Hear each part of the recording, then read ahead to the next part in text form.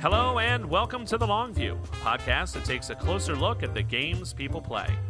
The Long View is a proud member of the Dice Tower Network. Go and check out all that the Dice Tower has to offer, from the latest reviews and news from Tom and Eric and the gang, to the great top 10 lists that they've all put together in video format for us to enjoy, to all the other great podcasts in the Dice Tower Network. There's something there for everyone, so go check them out at dicetower.com. The Long View is also proudly sponsored by GameSurplus.com. I don't know what I can say about them that I haven't already said. Eric will tell you, just like I will, that they are phenomenal at getting hard-to-find games in. They will track something down for you if you're looking for it. Velma's like a pit bull. She'll grab something and she won't let it go until she gets it for you. So GameSurplus.com is renowned for their customer service, their attention to detail, and lightning fast shipping speeds. They're just a great company to deal with. So thanks to them for their support. And if you're thinking about checking out any titles in the future, whether it's a latest greatest or a hard to find game, please go and check them out and tell them that the Long View sent you. I also want to give a shout out to my local game store, the Gamer's Edge in Stroudsburg, Pennsylvania. If you're in our area and you're near Interstate 80, well, they're close by. They have a huge selection of board games and a great knowledgeable staff and lots of space. So go check out all that the Gamer's Edge has to offer in Stroudsburg, Pennsylvania, conveniently located off of Interstate 80. I also want to take a brief moment to talk about the supporter drive that's running right now for the Long View podcast. If you like the program, if you like the shows and the content that's given and delivered to you, I would really appreciate it if you could possibly make a small donation to the show, or perhaps do a review on iTunes or anything of that nature would be great. You can go to the webpage, www.thelongviewpodcast.com, and make a donation if you're able. I would surely appreciate it. Also, everybody who makes a donation is entered into a raffle to win a brand new copy of Mysterium. Just got this in from Game Surplus. It is a wonderful game. It's the Ukrainian edition, so it has still the wonderful art that comes in the Polish edition, and everything else is the same. The only thing is, instead of a little player match, you now have these really cool little crystal balls in all the different player colors that you kind of use as your marker as you find the various elements of the crime that the ghost is trying to communicate to you. So it's a wonderful production, a fantastic game. Turning that Dixit engine into a board game is just wonderful. So I'll ship it anywhere worldwide. Every dollar that you donate enters you into the drawing, and this should be, I believe, the last time we're going to be talking about the supporter drive. So in the next episode, you'll get to hear who won the copy of Mysterium, shipped anywhere in the world, as a special thank you to everybody who's supported the Long View over the years. So thanks once again, and whether your support is in the form of a donation or an iTunes review or anything, I really greatly appreciate it. So thanks for listening. Back to the show. My name is Jeff Gamble. I'm the host of The Long View, and if you haven't guessed it already, my guest is once again Eric Brocious. Eric, I want to say hello and thanks for joining me again tonight. Hi, Jeff. It's a great opportunity to talk about a game that I love, and I'm looking forward to it.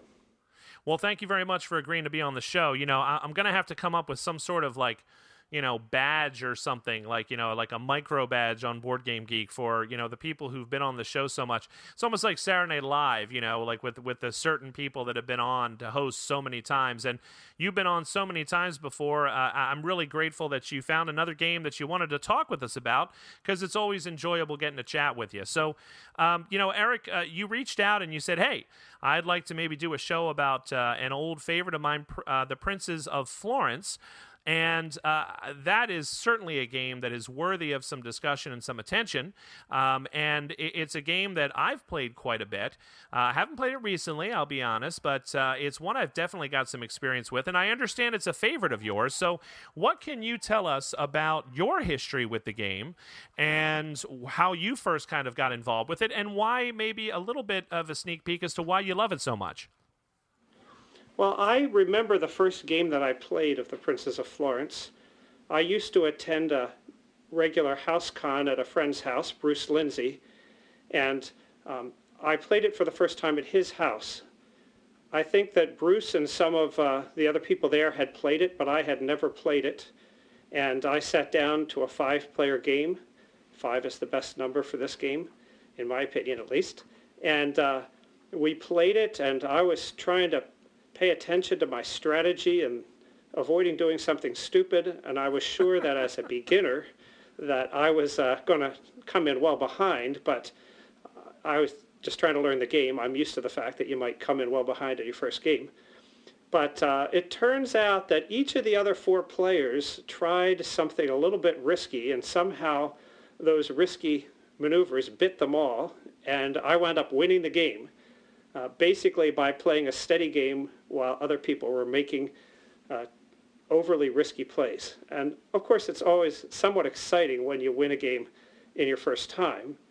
But one of the things I like about this game, I sort of make it comparison to, a road race on a winding mountain road. If you drive too fast, your car's going to go over the edge and you're going to crash. But if you drive too slow, you're not going to win. So the question is just how fast can you drive without going over the edge? And of course that depends on a lot of things. It depends on whether your opponents jostle you out of your planned course. But to my mind, there's always a little bit of tension when you play this game to see whether you're going to make it or whether you're going to fail, and whether your opponents are going to make it or fail. Well, I remember kind of thinking of this game, Eric, as kind of a tightrope kind of an act. This is a game where you basically are going to have to kind of choose when you're going to take victory points, okay, which is what's ultimately going to win you the game, and when you're going to kind of hold that back. It almost feels in some ways like a stock kind of a thing for me. When are you going to pay out dividends, and when are you going to withhold your dividends? So that you've got what you need in order to accomplish the goals that you're going to have in the game. Do you think there's any kind of a merit to that kind of comparison to the Princess of Florence being kind of almost like a stock game in that regard as far as how you manage your victory points in the game? And maybe for those people out there who aren't familiar with this title, could you maybe give a little bit of just a brief overview of kind of the play of the game and what your goals are? Sure. This game puts the players in the roles of Renaissance aristocrats. Each player has a principality, a separate player board, upon which they build buildings and, plant forests and hire different kinds of people and do things like that. But you do not win this game by having the most money at the end, even though there's money. You win this game by being the most prestigious. You collect prestige points. Of course, in order to get these prestige points, you need to spend money. So there's money in the game. It's just not the way you win. It's the way you get the things you need to win. And I think part of the theme of this game is the fact that no doubt in Florence there were these merchants who were after money. But if you wanted to be an aristocrat, you had to pretend not to care about the money. You had to pretend to care only about the arts and the beauty of your landscape. But all the while, you were worried about whether those bills were going to come due and whether you're going to be embarrassingly short of funds. So in a perfect game of Princess of Florence, you spend every single last florin on the last turn of the game and end with a lot of prestige and no money. Of course, it's easy to either wind up with extra money you didn't need or to wind up with not enough money to do what you needed to do. And so it's a knife-edge act either way, like you say, a tightrope. You don't want too much, you don't want too little. I will say, Jeff, that this game has no benefit for earning victory points early rather than late, per se. And so you should keep taking money until you have all the money you're going to need for the whole game. And after that, you should take victory points. It's hard to know, though, when you have all the money you're going to need, because one of the things you need money for is to win auctions. And how much are your opponents going to bid for those auctions? If they bid higher than you think they should, you might not be able to afford to do what you need to do. So there's a little bit of a press your luck element there, where how quickly do you think you can afford to start going into victory point mode? And people talk about the interaction in this game, one of the aspects of interaction is if I see you're short of money, I might bid you up a little bit on something that I think you need to cause you distress. Now, maybe you're just pretending to need it, and I'm making a completely wasted spoiler play, but that's an aspect that you have to keep an eye on. Well, it's interesting that you bring up that kind of player interaction, because that is one of the things that I wanted to talk to you about tonight. And I appreciate you giving that overview of the gameplay, and I think you've captured that very nicely. It is a very interesting game. There's that sort of Tetris spatial kind of aspect to your individual principality board. You only have so much room. There are some certain rules about how you will place these buildings and these improvements into your principality. And these auctions that you speak of are incredibly important because of some of the end game scoring that you're looking to do, and some of the ways that you're going to score those prestige points. Knowing, as you said, when to sort of shift gears. It reminds me a little bit of Steam for people out there who have played that game, in that in the early game it's all about making money and trying to kind of get your economy going, and then at a certain point in time you're going to want to sort of shift so that you can start racking up those prestige points, working your way kind of up the track there towards your eventual victory. And so, like you said, knowing when to kind of flip that switch is one of the more challenging parts of the game. And knowing, as you said, how much money you're really going to need to accomplish your goals is not as easy as it sounds, because since we're talking about auctions here, everything is not calculable. So it really does make it difficult, especially when you're first learning the game. And I would argue, Eric, when you're first learning the people that you're playing with, kind of how that economy is going to go, like what are people's natural propensities? Like, for example, I know if I'm playing an auction game with my wife, she is not going to bid high on really anything. Even if it's something that she needs, she would prefer to let that go, save some money, come up with a plan B, or kind of find a way to do something differently than to get into an all-out knife fight in an auction. However, I've also played the game with people who are very aggressive in their bidding. So this is one of those games, I think, that can be a little bit dependent on the players, on the table, kind of setting that economy. That's been my experience. Does that match your own, or no? Yes, I agree that it's really important to try to anticipate what your opponents might do. I'm the kind of guy that in most games that are auction games, I try to look for what is being undervalued at the table and go with that, and let them do the overvalued stuff, which is a great strategy in general. But the problem with this game is you can't really play by just randomly taking stuff every turn. You have to have some plan or some course of action that you're trying to accomplish. If things are going really well, you have several possible courses of actions that could be alternatives for you depending on what you purchase in later turns.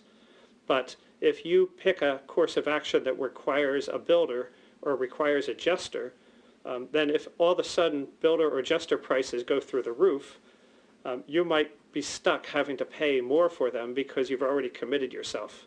And that sort of brinksmanship effect is kind of fun. You talk about your wife. One of the strategies people sometimes use is the builder strategy, where you buy several builders, hopefully at reasonable prices, and that allows you to buy buildings for free. And although that doesn't generate as much raw power, you don't have to spend as much of that power funding future acquisitions. And so that strategy tends to work if people bid too high on other stuff. But if people bid too low on other stuff and they get away with it, then often a different strategy will beat that. And so when you're evaluating that strategy, you have to decide what the other people are going to do. I tend to avoid that strategy because I'm always reluctant to make my success dependent on the other players as much as that requires. But on the other hand, I've seen some spectacular victories with it. So maybe it's psychological whether you're willing to try that push your luck strategy or whether you want to play a more conventional game. Well, thanks for that tip, because that's certainly something to think about when you're considering how to approach the game. And this is one of those games that can be a little difficult to figure out sort of your initial plan or your initial approach, because I do agree with you. You can't just kind of take the best of what's left and then try to cobble something together. You do have, this is a game that definitely has strategy. You did bring up, though, the gestures, and they are a rather important part of the game. So could you explain a little bit about the gestures and why they're so important and why it is that they're needed and sometimes fought over just incredibly? So can you tell us a little bit about those gestures? Sure. When I teach this game, I usually start by giving a little overview as I gave to you, and then I pull out the deck of profession cards. There are 21 of them in the game, and they have different professions. Number one is the mathematician. Maybe that's why I like this game partly. I'm a mathematician, and mathematician's number one in this game. That's right. All the way up to number 21, the organ maker. And each profession card describes what it is that personality needs around them to produce the best works. And effectively, it is a building. Each profession has a building that helps them produce good work. So a mathematician likes to work in a university, whereas an organ maker wants to work in a chapel. Each profession also has a landscape that they like to use. So the mathematician likes a lake, whereas the organ maker likes a forest. Each profession also has a freedom that is important to them. The mathematician needs to see freedom of religion, whereas the organ maker likes freedom of opinion. Now, I'm not sure how close the ties are in reality, so it's in some ways a pasted-on theme, this part.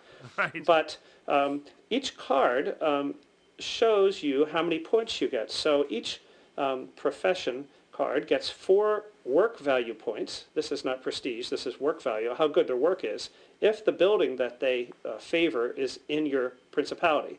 Each one gets 3 if the landscape they favor is in your principality, and 3 if the freedom that they favor is in your principality.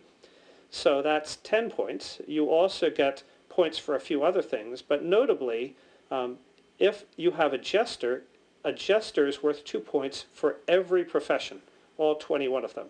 If you have 2 jesters, that's 4 points for every profession.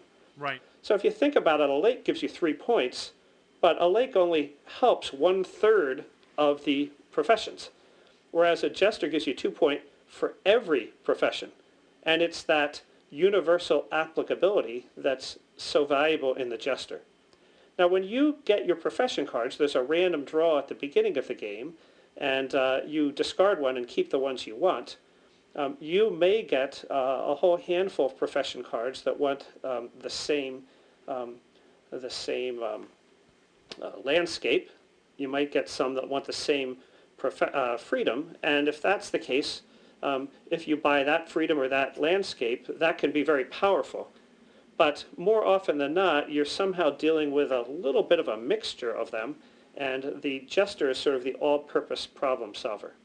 The other thing about the jester is that you can have multiple jesters all contributing to the work value of a given profession, whereas you can only get the university, the lake, and the religion once if you have a mathematician. So they're not additive. And if you really want to get those big work values, those jesters will push the amount up. So this is an interesting auction. I'll talk about the auction. If you auction something off, you must start the bidding at 200 florins. No choice. 200, that's the start. And the people after you, if they're still in the auction, they can either pass or they can raise by 100 florins. So Jeff, if you start and I'm next, I can either pass your 200 bid or I can bid 300. And this is a very restrictive auction. Most auctions you can bid whatever you want as long as it's higher than what's the previous bid. In this game, you can either bid the amount or you can raise by 100. There's never a question of how much you're going to bid. And I think that's kind of clever. It simplifies the auction because you have 2 options, bid or pass.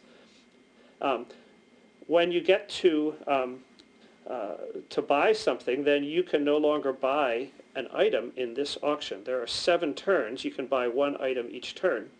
And so as people buy things, It's sort of like Power Grid, except I maybe should say Power Grid is sort of like this, because this is an earlier game.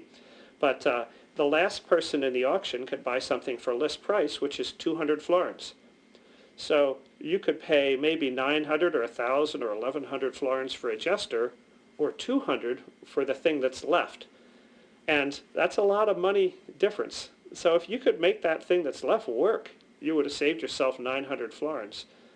But maybe you can't make it work, and then you got to bid for the jester. Right.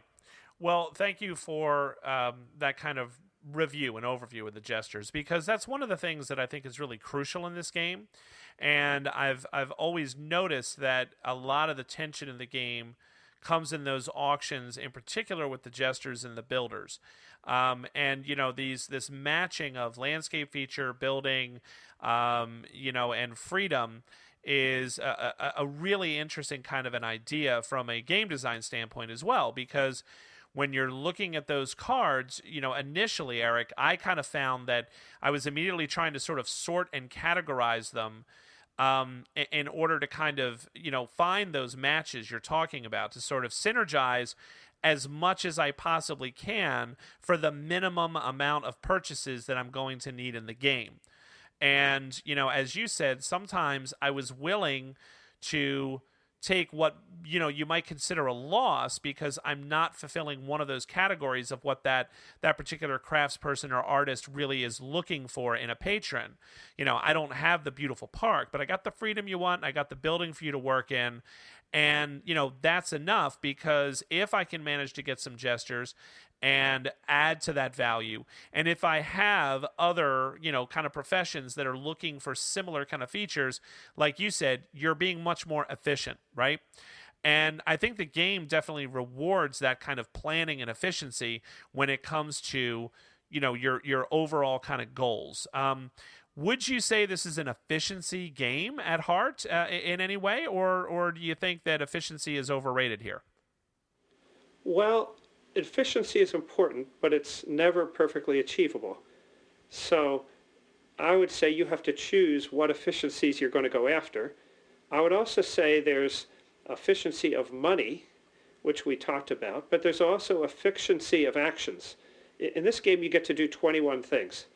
You get to buy 7 things at auction, and then on each turn, after the auction is completed, and hopefully each player has gotten one thing at auction, each player in turn order gets to do 2 actions. So you do 5 things at auction, and then 5 players each take 2 actions, and that's one turn. And then you go to the next turn and you do it again. And sometimes it's not so much money that's a problem, it's just that you don't have enough actions and auction purchase opportunities to accomplish what you want to do. And so there's this trade-off between actions and money. A third thing that is very important, as we mentioned, the profession cards allow you to put on these works. There's other things you can do with your actions. But if you have only a few profession cards, then you're only going to get to put on a few works, and you'll have to think what to do with your other actions. On the other hand, if you have a lot of profession cards, then you're going to use a lot of actions for your works, but then you might not have enough actions to do the other things you need to do to make those works good. There are recruiting cards in this game which allow you effectively to get an extra profession by taking one from somebody else who has played it. It doesn't hurt them in the least. In fact, it can help them. But if you play the mathematician and I want the mathematician and I have a recruiting card, I can simply hand that recruiting card to you and you put it down in place of your mathematician, hand me the mathematician, which goes into my hand, and I can play it. Right. And, you talked about high bidding for jesters and builders, but I think that in an expert game, there's usually pretty high bidding for the recruiting cards because they give you an extra opportunity to play a profession card. And so I would say in this game, you're thinking about efficiency of money, you're thinking about efficiency of actions, and you're thinking about efficiency of the number of profession cards you're going to get to play. And, you're never going to be efficient on all of those things at the same time. So really, you're deciding where are you going to tolerate inefficiency and where are you going to go for efficiency. One of the things that's been said about this game, Eric, that I wanted to kind of run by you, because now that we kind of, I think, have an understanding of the nuts and bolts and some of the general objectives and general strategies and ideas, is, there's been a lot of things that have been written about this game. In particular, by a somewhat controversial author, Michael Barnes, who's been on Board Game Geek, Fortress Ameritrash, a bunch of other. I believe he has his own website. And he wrote an article that I read a while back that was interesting. He kind of tried to trace gaming back, like Euro games in particular, to a point of what he calls or considers sort of a divergence, right? So there was the original kind of German games, as he, I believe, referred to them in the article. It's been a couple years since I read it, maybe about a year and a half.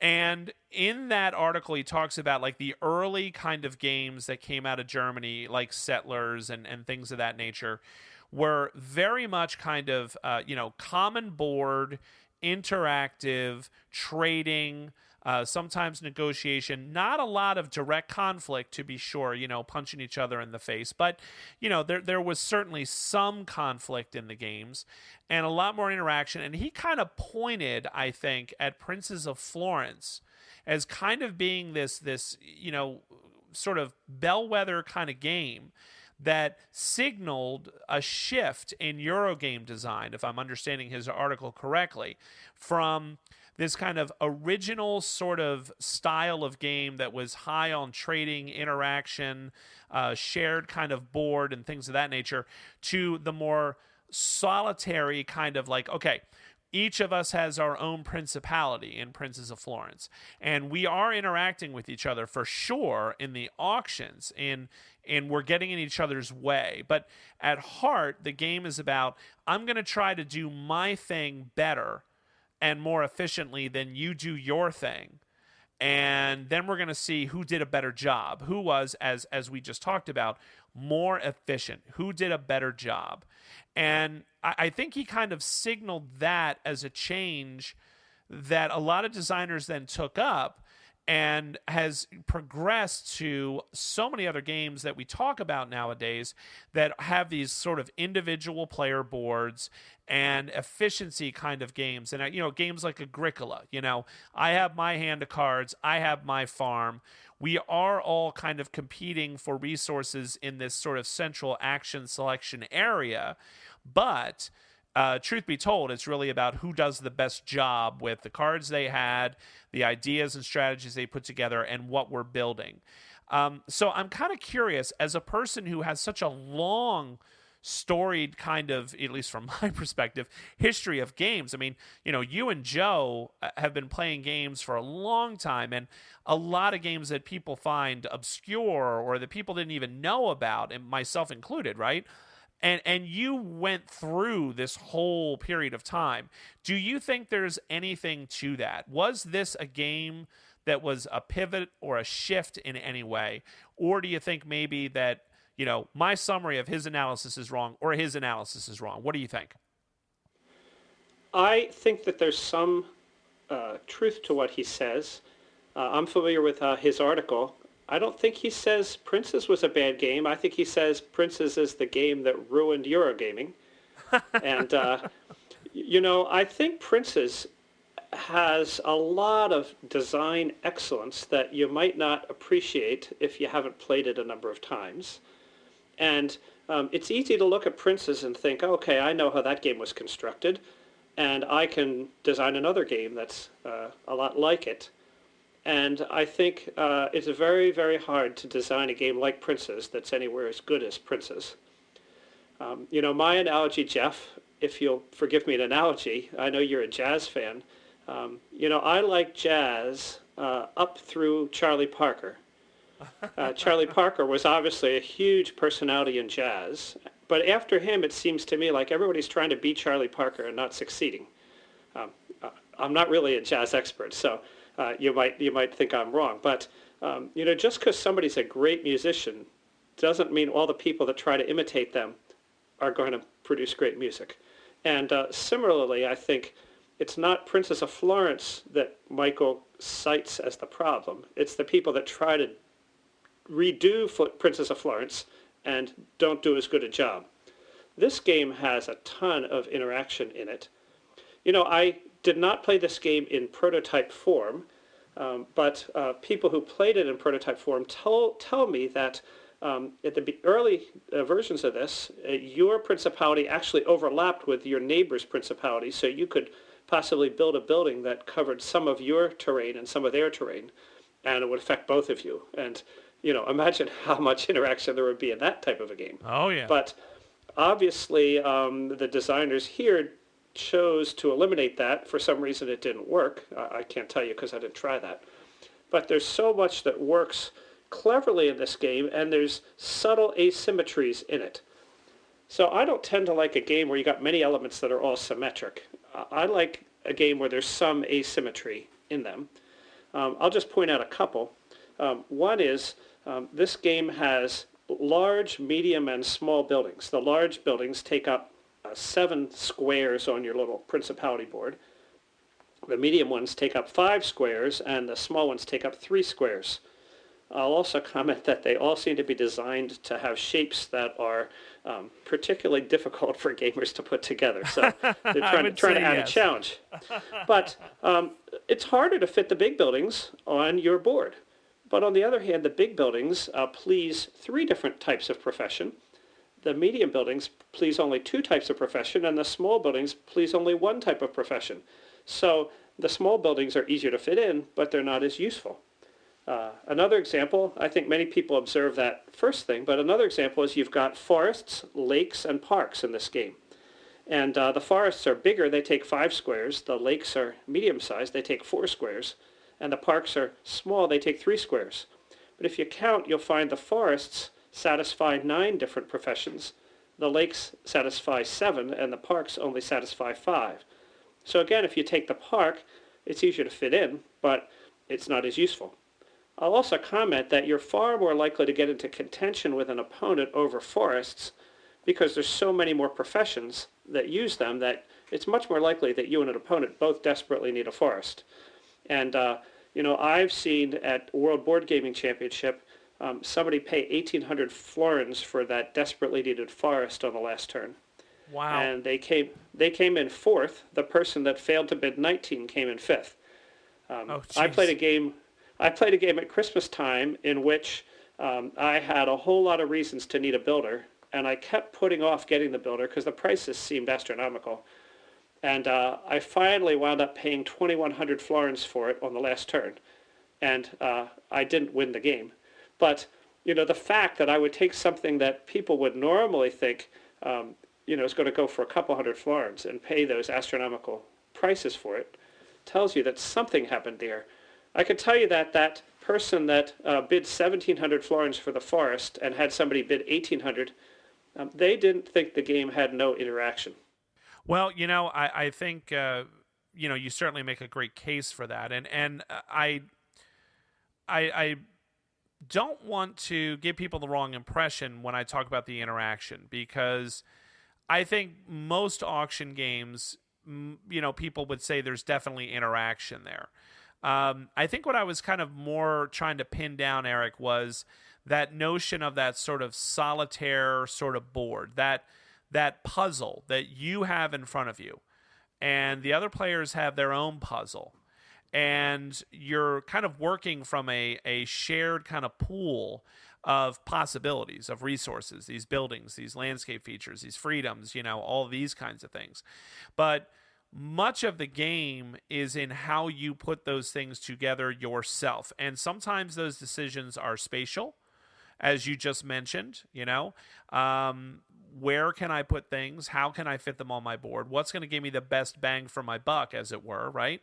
And sometimes those decisions are, as you said, what inefficiencies you're going to allow, right? Like, what are you willing to let go in, light of long-term plans that you might have in the game. So it's not so much that there's no interaction, but it was, at least in my mind, kind of the beginning of those sort of individual player board games, and there's been a lot of designs, as you said, that have come after that, that are those sort of individual player board kind of games.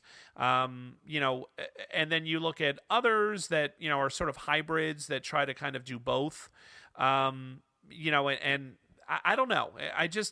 I'm kind of picking at that thread because I'm trying to sort of figure out if this really was the start of that kind of movement in gaming, or whether there was anything that you can think of that predates this game where you had that sort of individual player board puzzle kind of aspect, whether it's then put into the context of a action selection game, whether it's put into the context of an auction game, or, what have you.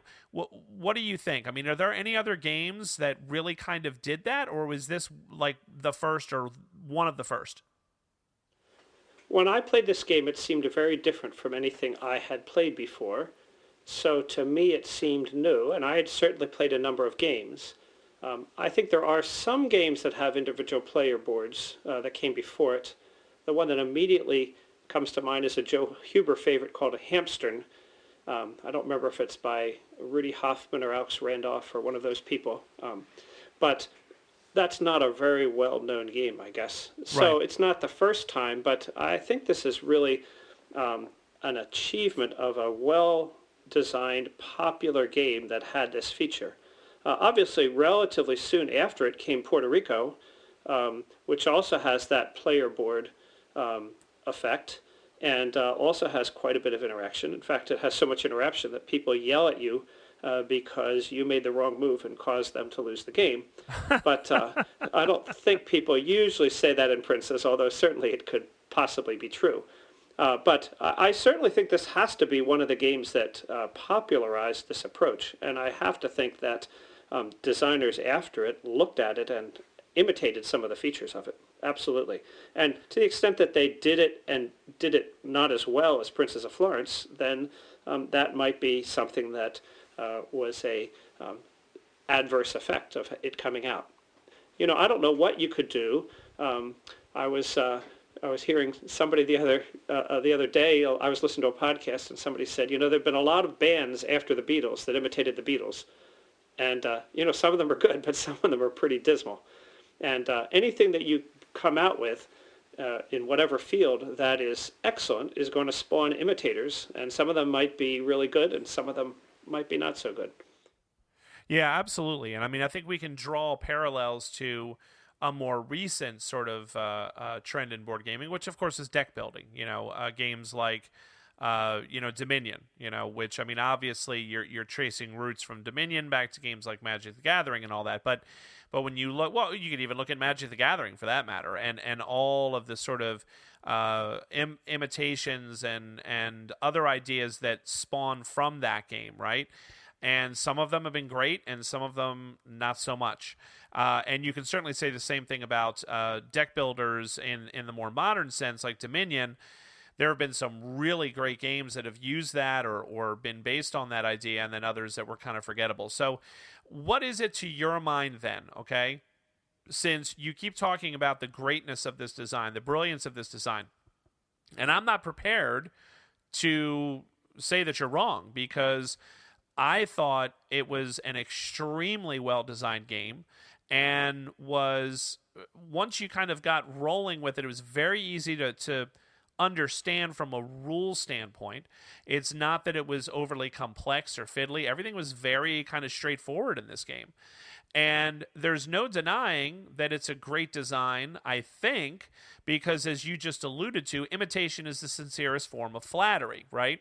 And so all of these games that have come after that kind of utilize so many of these ideas are clearly kind of giving a nod to Prince's. So what is it, other than it being original, basically, when it first came out, other than some, as you said, maybe not very well-known games, what is it that makes this one the gold standard for you personally, as opposed to all of the other games that have followed it? Because, you mentioned things like Puerto Rico, and there's been so many other games that use this.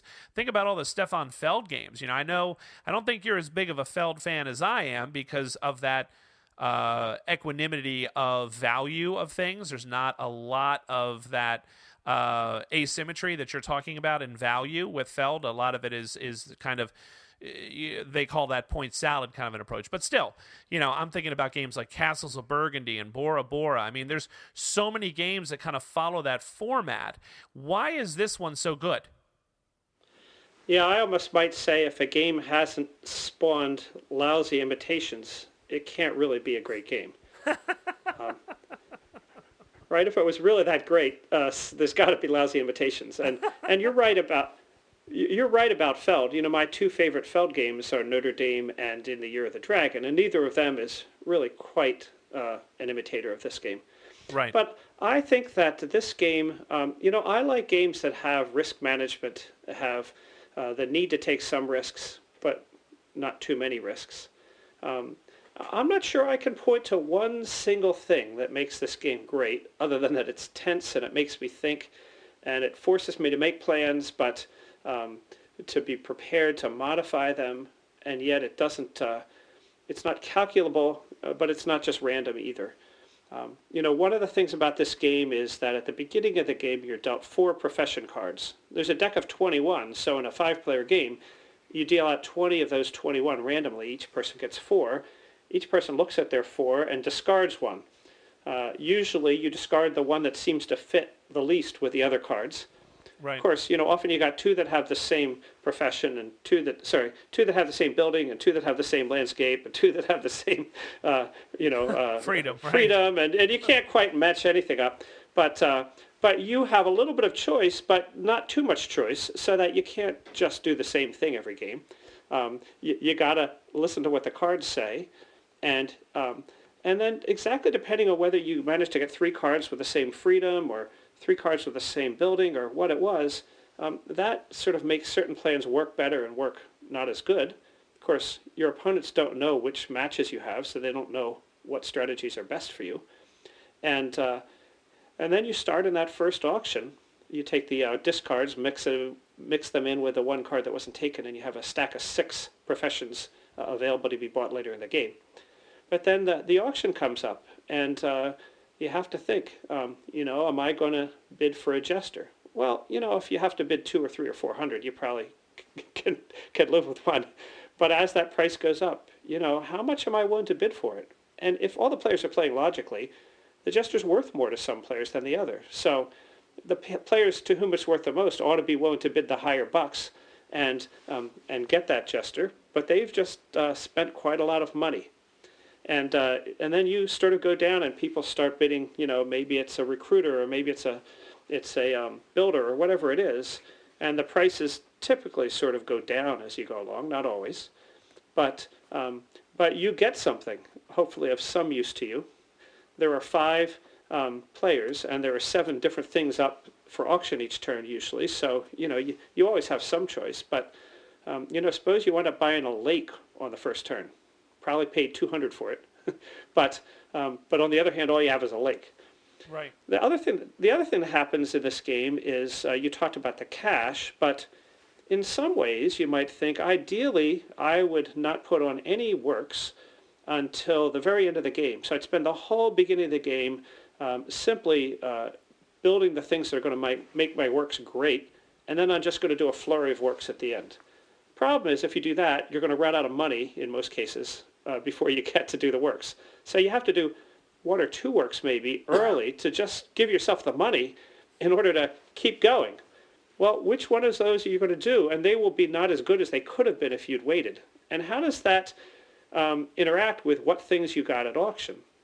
And the other thing there is in this game, which is kind of cool, is there's a 3 prestige point bonus for having the best work each round. So, you might put a work on that's worth 10 early on in the game, and, somebody else might put on a work that's 18 later in the game, but that 10 gets a bonus. And so maybe it's worth putting that thing on earlier, especially because you probably could take that all in cash, and now you've sort of solved your liquidity problem. I talk about how expensive jesters are. You'd sort of like to buy jester, and then put all your works on with all those jesters. But, you don't have enough money to buy those jesters unless your opponents are really underbidding. So you got to also think about the timing of your actions, knowing that the ideal timing that I just described is never, ever going to be available to you in a game with good players. Yeah. So you have suboptimal, use of your purchases, and you have suboptimal use of your actions, and you have suboptimal use of your money, and you have suboptimal use of your profession opportunities, and you have suboptimal use of your time. And, that tension of, can I wait one more turn, or should I wait one more turn to put on that first work? Or should I just, bite the bullet and get it over with? Sometimes in this game, around round 3 or round 4, you'll find somebody gets a real good deal on something because everybody else just ran out of money. And so you get a jester for 500 florins. And everybody looks like, how did he get away with that? And the answer is, somehow none of your opponents could afford to bid 600 right now because they were kind of getting a little thin on cash. Right. So there's that too. One of the things that I wanted to ask you about as well is you brought up this idea of solving your liquidity problems by putting on some works that, are not going to score as much as they could have later in the game. But I always kind of use, you talked about that initial hand of cards, Eric. And, one of the things that I always did was, I looked at, say, I've got a few different cards and, they share a building in common. They share 2 out of 4 of them or whatever, share a landscape feature and also share a freedom. And so those 2 cards are going to be sort of my long-range plan because they are going to work well together. They're going to kind of synergize well together, right? It's going to be easier for me to meet all of the requirements of these cards. And these other cards kind of work, but they won't work in the long haul.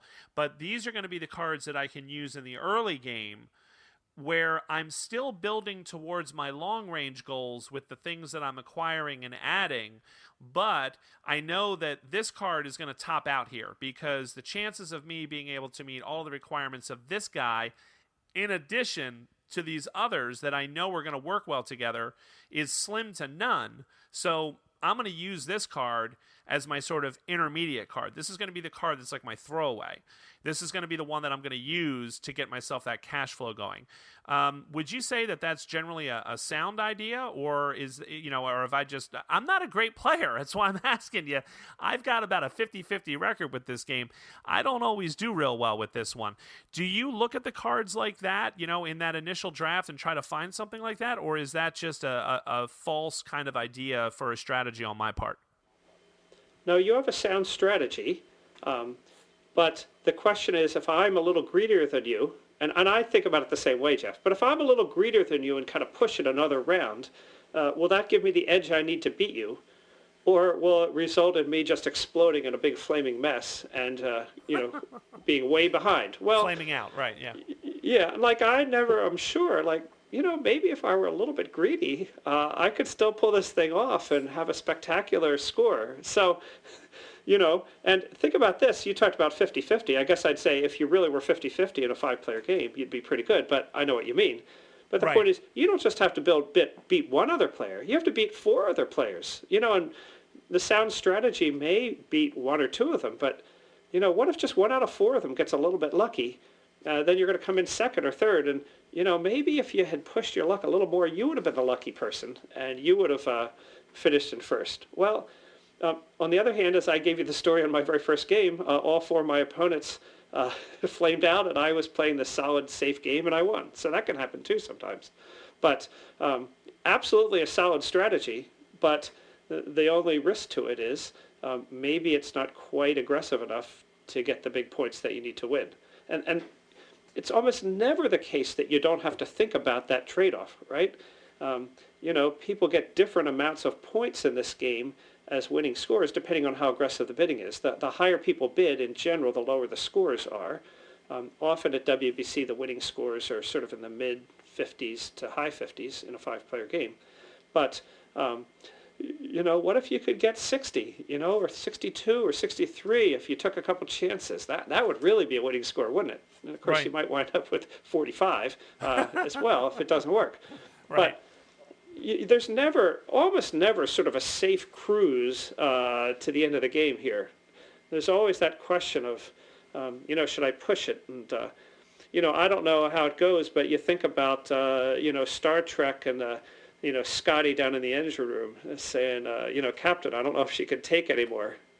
And in Princess of Florence, you're sort of like flying your own Princess of Florence starship, and you're seeing, I wonder if we could really make it to warp 10 and keep it going for another couple rounds, or would it just wind up in a big plasma cloud in the middle of the universe? Yeah, absolutely. And I'm going to give you kudos for combining the sci-fi imagery with the Renaissance imagery. I think that's a good. I think they might have actually done a Star Trek episode where they went back in time into like the Renaissance. I mean, who knows? But yeah, I get your point. This notion of that's that risk management part that you're talking about that you enjoy, but these kind of games also, I kind of feel, have a little bit of a propensity to be a little bit fragile, depending on the players. I'll give you a really good example of what I'm talking about. I had the opportunity at my local game store to play and teach to a group of people the Mac Gertz game Imperial. And this is a game that, again, in my opinion, has a little bit of that fragility to it in that I'm not going to say that there's a right way to play it, but what I'm saying is that when you have one person at the table who's a little bit of a loose cannon, or as you said, one person who's maybe a little greedier, in Princess of Florence and is willing to kind of try to go for that extra spice, that extra bite of the apple, right? And possibly pull out the big win, but also possibly flame out and crash and burn, right? And in this game of Imperial, we had one person who was just sort of breaking every single convention about that game that you're supposed to kind of follow, and was just ridiculously, blatantly, almost nonsensically aggressive. And, even though we're kind of looking at them and saying, boy, your tax base is destroyed, your treasury is almost empty, this kind of aggression, the things that you're doing, it doesn't really make it, this is short-term gain, long-term loss. You understand that, right? And, this player is just having a lot of fun, more power to him, laughing and having a grand old time, and we're all kind of sitting there looking at each other like, yeah, all that you just did was kind of wreck kind of the subtleties of this game, and now you've turned it temporarily into a game of risk. And now the table is going to have to kind of figure out a way to kind of put you back where you belong, and then get on with the business of nation building and exploiting and making money, and then, draining the treasury and leaving the country for dead. I mean, that's kind of the way you're supposed to play Imperial. And so, I've found in games like that. Another great example is one I just reviewed by Michael Keller called City Hall, or one that you might be familiar with, Eric, Tammany Hall. These are games that, again, kind of really rely on the players to kind of keep things in check and in balance. I've found with Princess of Florence that if you have someone who's just willing to kind of outbid just for the sake of outbidding, and you're watching what they're putting on their board, because, none of this is a mystery. Like you said, there's only 21 profession cards, right? So you kind of have an idea if what they're putting together is something that's going to make a lot of sense. And I've played games of Princes where, I just have people who are just buying up all the forests, and I'm like, why? And they don't really have an answer other than, I like forests, or it looks, or this is what I want, or I'm just trying to keep you from getting that. And it kind of tanks the game a little bit. Have you ever seen the game kind of go south like that based on a player? Because you also alluded to Puerto Rico earlier, which people will talk about, where, if someone does something kind of that really doesn't make sense when you know what you're doing in that game, it can be a little irritating. Have you had that happen to you? Well, I agree that one loose cannon player can certainly change the character of the game for everyone else. I don't think it's as much of a problem in Princess of Florence. I think about certain games in my past. I told you about my first game another memorable Princess of Florence game for me is when I went to the World Board Gaming Championship for the first time in 2003. And I knew I really liked this game, so I entered the tournament, and I won a heat, and then I won my semi, so I was in the final. But they were playing a four-player game. I don't remember whether all the games in that year were four-player games or just the final. I think it was all the games. But we got into the final, and a four-player game, the values are a little different, the game's a little different, and one player was just buying all the jesters. And so basically it was like, just set the jesters aside. For the rest of you, there are no jesters in this game. And another player was just taking all the profession cards. Normally there's a lot of contention for professions, but a four-player game, there's extra ones in the deck. So one player wound up with about 5 jesters, and the other player wound up with about 9 profession cards or recruiting cards in his hand. And effectively, both of them ruined their chances of winning altogether. They talk about some dogs that if you put enough food in front of them, they'll eat themselves to death. And you kind of got to stop them. Right. But, these players were sort of like the equivalent for jesters on one hand and profession cards. They just couldn't bear not taking one. And so, I realized that it was between me and the player across the table. Neither of us were doing that. But we sort of said, okay, suppose you put a no bid marker on the jesters, then how would you play? And this game does give you options. So it does change the game, but it doesn't ruin the game because those players don't really have to be reined in. They put themselves out of it by bidding too much for things that they don't need, or they bid more than the things are worth. And, the game has these cards called bonus cards that you can take that simply add work value to a given work. And they're sort of like the low rent district in some ways of Princess of Florence. You just spend some money and use up an action, but you make your work better. And, we needed those with the jesters out of the way to do what we needed to do. But it was a pretty exciting game. And I was last in turn order on the last turn. And you could see on the scoreboard that the people on my right and left were out of it. And my opponent played, and I saw his score. And he had, I don't remember what the number was, but I could see that my score was going to be, if I did what I was going to do, exactly the same score as his. And he had more money, so I was going to come in second. I thought, crap, what am I going to do? And what I did was I had an extra action left over. I spent 300 florins for a bonus card, but I didn't have 300 florins. This game allows you to give up prestige points for 100 florins each, right, which is a lousy deal. But I needed 300 florins because I wasn't going to win. So I spent 300 florins. I picked up the bonus cards. One of the features of this game is whenever you buy a card, you take the 5 top cards off the deck, you look at them, you keep one, and you put the other 4 on the bottom of the deck. So I had a pretty good chance of finding something I liked, and I found one that gave me 5 extra work value. That was enough to give me best work for the turn, which was the 3 prestige points that I had given up, and I wound up winning the tournament. That was pretty thrilling. But it was kind of an odd game because 2 players were complete loose cannons in it. I don't think they were trying to be. They just were so used to the 5-player game, they didn't know how to play a 4-player game. But boy, that was exciting. But I think when you have that loose cannon phenomenon, and you don't always know quite whether they're really just crazy or whether somehow their cards in their hand drive them to the strategy. But, right, there's no item that you couldn't say, okay, this player's going to buy all of those, and you couldn't come up with some strategy. And you said at the beginning, you sort of have to know the players, right? Because if you know that a given player always buys forests, probably that would affect things like, what profession cards you keep at the beginning of the game. I don't know if you play Acquire, but, I knew somebody that always tried to do Festival. They always bought Festival, the green stock, because they like green, and totally irrational. But if you know that she always buys Festival, then okay, you adjust your strategy. right. And right. here, if somebody always buys forests or always buys jesters, well, ideally you'd like to know that as soon as possible. Generally, it appears at the first auction, but I don't mind that too much. Certainly don't mind it nearly as much as a loose cannon in Puerto Rico or certain other games. Because, it could be a take that thing, right? I might be the guy that really needs jesters more than anybody else, and the loose cannon buys jesters. That could hurt me more than you because you don't need jesters.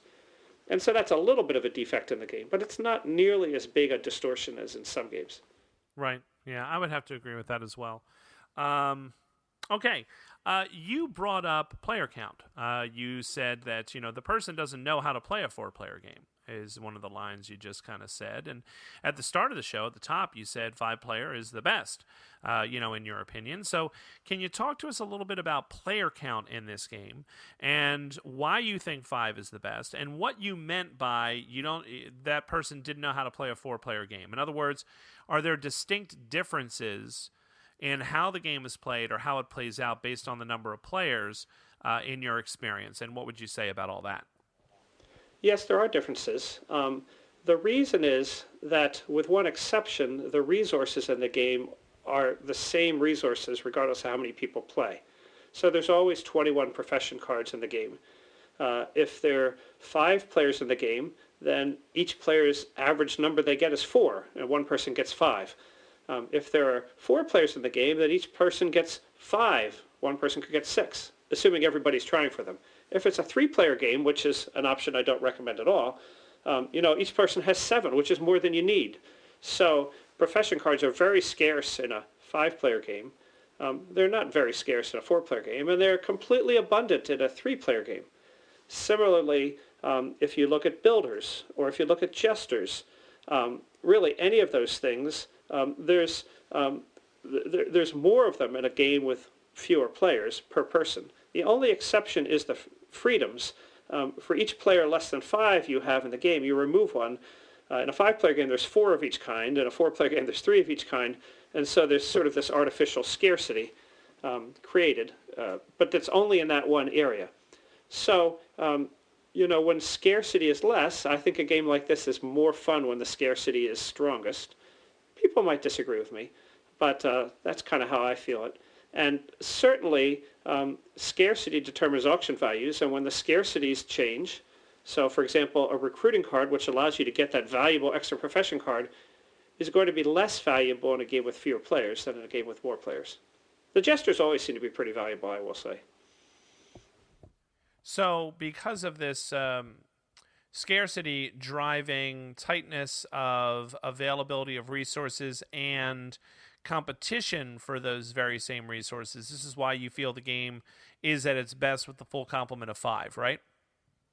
Yes, I have to admit that in some of these games, Taj Mahal is another favorite game of mine, and I like with 5. And some people feel like it's a knife fight in a phone booth with 5 and will not touch it with that number, will only play it with 4. So I'm telling you my preference, but I think most people like Princess of Florence best with 5. Well, I appreciate the player recommendation there because, that is something that I would have to say, looking in retrospect, most of my plays have been either 3-player or 4-player. And you're definitely correct that the 3-player game is friendlier. It's a little bit... it's just, as you said, the competition is less fierce and you're going to have more options and more opportunities. So it's a little less stressful of a game. It's almost more of a, I don't want to come across sound the wrong way, but it's almost like it's more of a pleasant couples game when you play with fewer players. As you approach the higher player counts, things get much more serious and things get much more tense. And, again, I guess it's really up to the individual to determine whether that's a feature or a flaw. Because, as you said, there's really no scaling involved in this game. So you don't get the same experience. There's not a lot of artificial constraints when you go down to the lower player count. So the game really plays out very differently. And, I find that sometimes that is a feature and sometimes that is a flaw. In this case, you feel it's more of a feature than a flaw? Or would you say that, yeah, you really, you disagree or you don't recommend this game with 3? I mean, looking at the BGG page, they say you can play it with 2. I've never played it with 2. Maybe this is part of the new edition of it, but my goodness, I mean, I can't even imagine playing this or really any auction game with 2. So is this kind of just a case of a publisher slapping a number on a box that really shouldn't be there? Or do you think that the game really should be like a 4 or 5 player game, and 2 and 3 player not so much? I definitely would not play this game with two or three. Uh, Here's a way to think about it. If you think about the 7 things that are available in an auction, jesters, they're always highly sought after. Recruiters in a 5-player game are valuable, maybe less in others. Builders are good. They're the prestige cards, which are points at the end of the game. It's a secret card that is going to give you points at the end of the game, but nobody else quite knows what it is. And then you have forests, lakes, and parks. In a 5-player game, there's only 4 things that are not forests, lakes, and parks. So one person is going to have to take a landscape. And, landscape's not bad, but it's clearly less desirable and attractive than those other things. And hopefully you make the people that get the better things pay more. In a 4-player game, nobody has to take a landscape, although maybe the recruiter isn't quite as worthwhile, but it's worth something. In a 3-player game, one player can take the jester, one player can take the builder. It's like everybody gets a good thing. What's the point of this game if everybody gets a good thing? Part of this game is sometimes you get a good thing, sometimes you get a bad thing. I know that there are games out there where everybody gets a good thing and we all have point salad and all that, but to me this game is about deciding when you take the things that you really, really want and when you sort of got to save your money and take the thing that's cheap but less, less effective, although hopefully somewhat effective for your strategy. And Right. Some people have variants for 2 and 3-player games where they say, okay, we're going to put all the landscapes together, and they're all one item. So if you win an auction for a landscape, you pick one of your choice. But in this game, once somebody gets something in auction in a round, nobody else can get it. So once somebody buys a jester that round, nobody else can get a jester. People say, well, once somebody buys a landscape, nobody else can buy a landscape. So these are sort of fan-created fixes to try to address the scarcity, and I think there might even be more significant fixes for people for 2-player games. If you think about the game in the Year of the Dragon, there's, I think, 7 things that you can do, and if you know that game, you know how they kind of randomly lump them together in sets so that once one person takes a set, it affects the other elements of the set. And that's an attempt to create scarcity. I think it works pretty well in that game. But Yes, it does, yeah. The rules as written don't have sort of an artificial scarcity enhancer for the smaller player counts. So I guess just you asked me what my preference is. My preference is if I want to play Princes, I look for a 5-player game.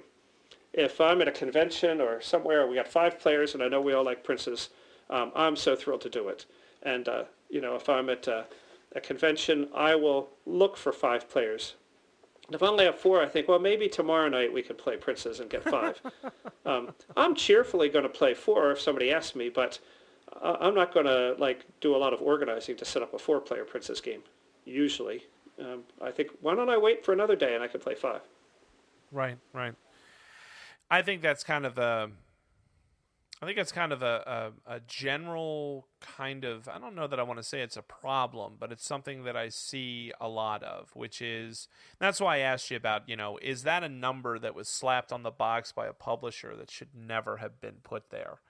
There are some games that I really, really enjoy at certain player counts, and that's where I think they're at their best. And there's so many good games out there now that I don't know that you really have to settle, I don't know that you have to say, well, okay, there's only 3 of us tonight, let's play Princes.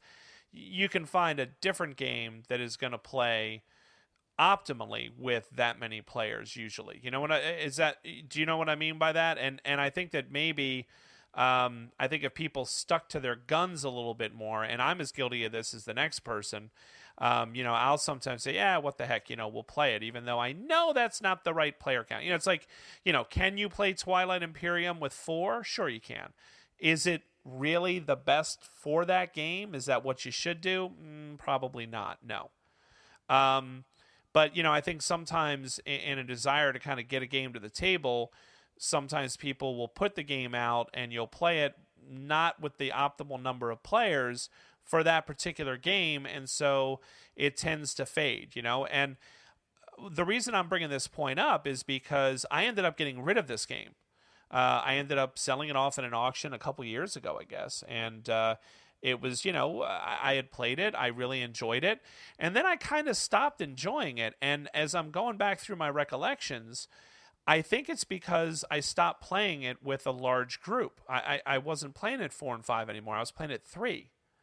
And so it kind of felt a little meh to me. It was like, it's a decent game. Yeah, whatever. I'll move it along because it's not getting to the table. And I wonder if that has more to do with the fact that I wasn't playing with a good player count than the fact that the game kind of lost some of its allure for me. And I'm just kind of curious what your thoughts are about that general idea. Do you think sometimes we tend to dismiss games because we're not really playing them at their best? Or do you think, it's just a result of, that kind of cult of the new thing, that new is always better? I think that's a real phenomenon. I can talk about two opposite examples of that. Often at a gaming convention, you have a new hot game and everyone wants to try it, and you play it with a maximum number of players. So when Le Havre came out, people said, okay, it takes up to 5. They probably didn't have a great time playing their first game of Le Havre with 5 players. No. And that's one problem. The opposite problem, when I used to play on Brett Spielveld, it was sort of like you hung around waiting till you had enough players for the game, and it was almost always the case there, unless you pre-planned the game, that you played with a minimum number of players.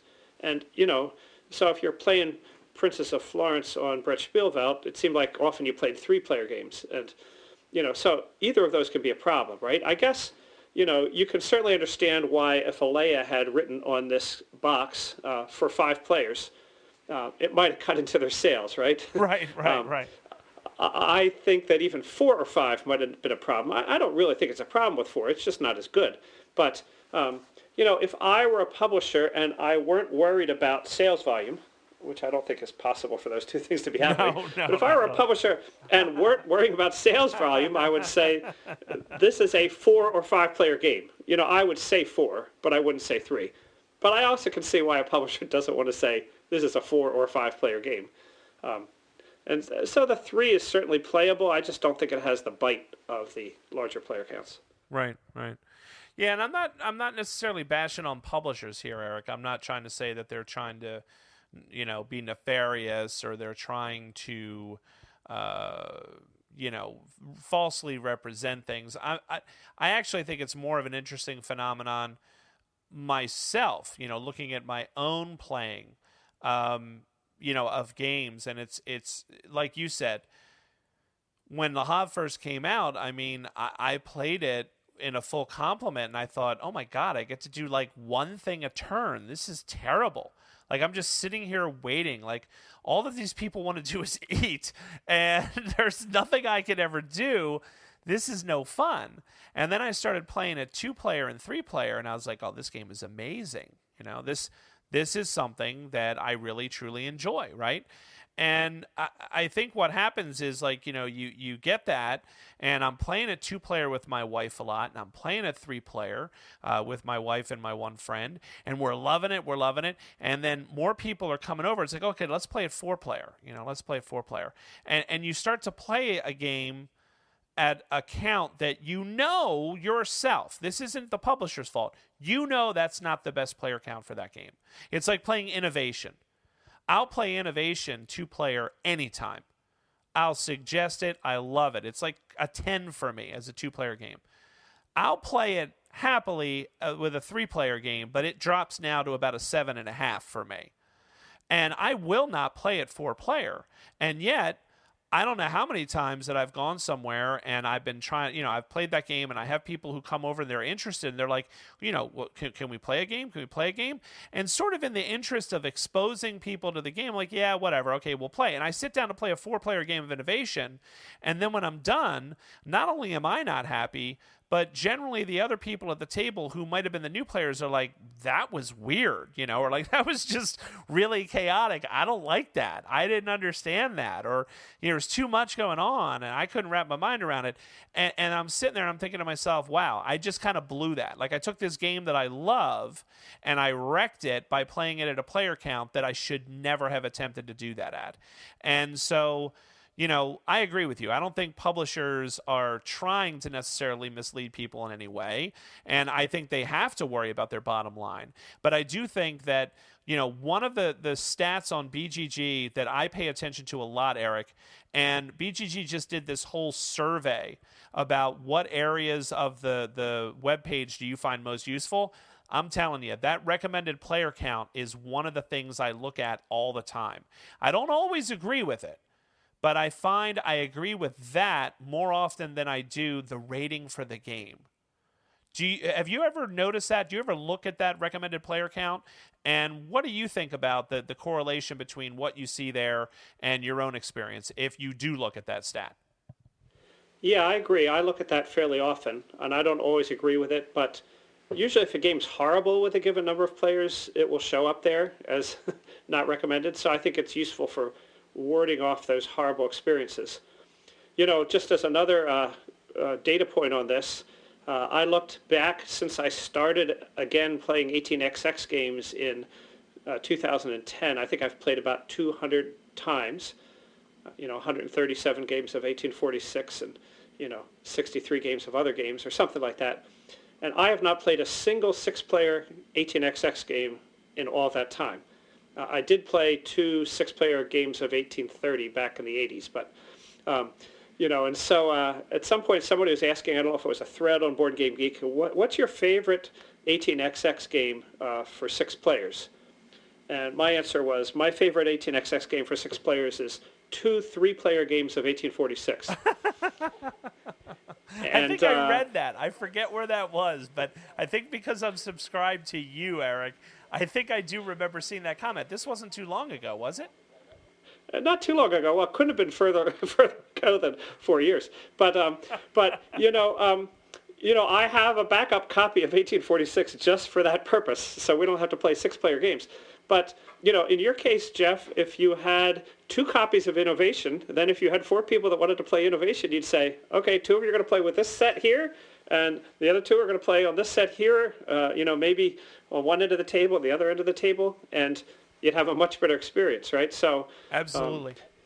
I have duplicates of some of my favorite games to just help address that problem. Like, we could break into 2 games here, and I could teach both tables or both sets, and then we could play it. I'll be on one table, but I'll be right here. The other table has a question. I can explain any of the issues to you. The flip side is in the tournament at World Board Gaming Championship, I play as many 5-player games as I can, and then I fill out with 4. So let's say 37 people show up. Well, I can't have 37 divided into tables of 5, right? That's not going to work. So I can have 3 tables of 4. That's 12 people, and then the other 25 people can be 5 tables of 5. So, if you're going to have a tournament or you don't know how many people you're going to have, you always have to at least have 2 different player counts that are options. Claire, my wife, runs the Ticket to Ride tournament at WBC. She got 303 players last year, which was a record. And she has as many 4-player tables as she can and then fills out with tables of 3. So, you have to have a little bit of flexibility if you want to have the game work in different situations or with different groups. But I often think you ought to just divide the game into 2 pieces. But that's not what's going on in Princess. In Princess, you want 5 if you can get it, and then you take 4 if you need to. Well, thanks for sharing your thoughts about player count, because it's something that, I always mention when we do shows, but, I wanted to spend a little bit more time talking about player count, because this, seems like a game, that you're describing where it's really a very important issue. And it just kind of struck me as you were talking about it. I think it's a more important issue in general than most people are willing to admit, myself included. I am often enticed to buy a game because it says it plays at a certain player count. And it's almost like, I have nobody to blame but myself, because I think it's pretty true of all games that I'm trying to think, Eric, of a game that I think plays equally well at all player counts that are listed on that box. And I'm really struggling, to be honest with you, because I'm not sure that actually happens. I think every game seems to be designed for a certain number of players. And it'll work with maybe one less, it'll work with maybe one more. But as soon as you deviate more than one from that sort of sweet spot, you end up with something that really isn't going to work well. And so I kind of find that to be a trend in the hobby in general. And I'd be curious what listeners might have to say about that. Like whether in terms of like psychology and education and looking at things like IQ, we always talk about these standard deviations, right? And it seems like once you go more than one away on either side of that sort of peak there, you start to run into some problems. And I kind of wonder whether or not others have had that experience as well. So thanks for being willing to kind of go down that tangent. So before we kind of wrap up here, is there anything else that you would say to people maybe about Princess of Florence, about maybe how you think the game should be approached, or advice for first-time players? Is there anything we've missed here tonight as we look back at this game from 2000? I mean, it's 2000, right, Eric? I think it's 2000. Yep, 2000. Yeah. What would you say? I first want to go back to your last point and say the only cases I can think of right now where it's equally good with all player counts are the truly multiplayer solitaire games. The one that came to mind for me is Take It Easy, where one player calls out a tile and everybody puts it on their board. I think you could play that with 2, or you could play it with 200 and it would work easily. But, I would say in some ways the fact that games are better at one player count than another sort of tells you that they're not solitaire games, right? Because if they really were, it wouldn't matter how many you have. But going to your question, the one thing I want to talk about that we haven't mentioned yet is the influence of player order in this game. And it's in some ways like the one mathematical inelegance in this game that I think stands out. As I mentioned, there are 21 profession cards, and they're highly desired and rare in a 5-player game. And the way the game works, each player gets 3 in the initial draw, then you have a stack of 6 for 5 players, and one of your actions each turn can be to buy a profession. So if every player wants professions, then player 1 buys a profession, player 2, player 3, player 4, player 5 on the first turn. Everybody buys a profession. Now we all have 4 professions, and there's 1 left sitting in that stack. And then on turn 2, the first player marker goes over to player 2, and that player can buy that last profession, and they get 6, and everybody else gets 5. And some people find that just almost intolerable, that they get that extra profession card. And it's an asymmetry in the game, sort of mathematically inelegant in a way, in an elegant game. And certainly if players are beginners, it's easy to happen that player runs away with the game. What I've found is that WBC, where there's a lot of good players, I've been keeping statistics. I've been running the tournament. I played in the tournament of 2003. It's kind of a sad story. The man who had been GMing it, Harold Siegelman, passed away unexpectedly shortly before WBC, and a substitute GM was put in place for the 2003 year. But he just did it to keep the tournament going. And I knew they needed a GM, and I volunteered to be the GM for 2 reasons. One is I really liked the game, and 2 is they were playing 4-player games, and I thought, well, if I volunteer to be the GM, at least I can be sure we're going to play 5-player games wherever possible. So I volunteered to be the GM. So I've been running the tournament since 2004. I guess I've done it 11 times now. And for a number of years now, I've been collecting statistics in the heats on who wins and what seat they were in. And it's true that seat 2 has won more than anyone else, but it's not a big difference. There's much more evenness in the victories than people would think. And partly that's because really player skill matters a lot more than that. but it also kind of tells me it's not as big as you think. In the semifinals and finals, I actually use a bidding system where people can bid for what seat they want to play, giving up money at the beginning of the game to get a seat they want. And usually people bid to be the second seat, which is the one that gets that extra card. And, it's hard to know how that affects. But I guess I have to mention that because it is sort of a salient fact of the game. And, if you sit down with experienced players and 5 players, and then you're sort of randomly determined seating order, and then we see who's second, sometimes people look at that person and say, oh, we might as well quit now, you won. Kidding, of course. But, that player might win, but they might not. It's a little bit of an inelegance. I think that there are a number of counterbalancing things. For example, that player in that seat has to play first in the final turn of the game, as it turns out, and as a result they have sort of fewer recruiting opportunities than the other players. That's one disadvantage. Right. Another disadvantage is that person, they often wind up in sort of a cash shortage if they're not careful because, they wind up trying to hold off longer before they put on their first work. If you asked me that I had to win a game, what seat would I take? I'd say 2, and then I'd tell you that I think my results in seat 2 have been worse than on average in the other seats. So, what do I know? Maybe I shouldn't be doing that. I certainly never in the parts of the tournament where you had to bid for seating order, I've never wound up being second because I'm never one to pay, the amount that people bid for it. But that's okay. I get a different seat and I don't have to pay anything, and the person second has given up some money, so it's a balancing fact. I don't use that system in the heats because in the heats I think I'll get new players and they'll just feel disoriented by this bidding that's not part of the base game. Right. But right. by the time people get to the semis and the finals, they know the game pretty much, and I figure that ability to eliminate any concerns about inequity is more important. And so I do that. But Right. if you look on Board Game Geek under Princess of Florence, you'll see that a number of years I've posted, sort of statistics on winning results by seating order. And I've also posted detailed session reports for the final games for a number of years. So if people want to see, how do the experts play this game, they can certainly look at those things. It's probably worth looking at.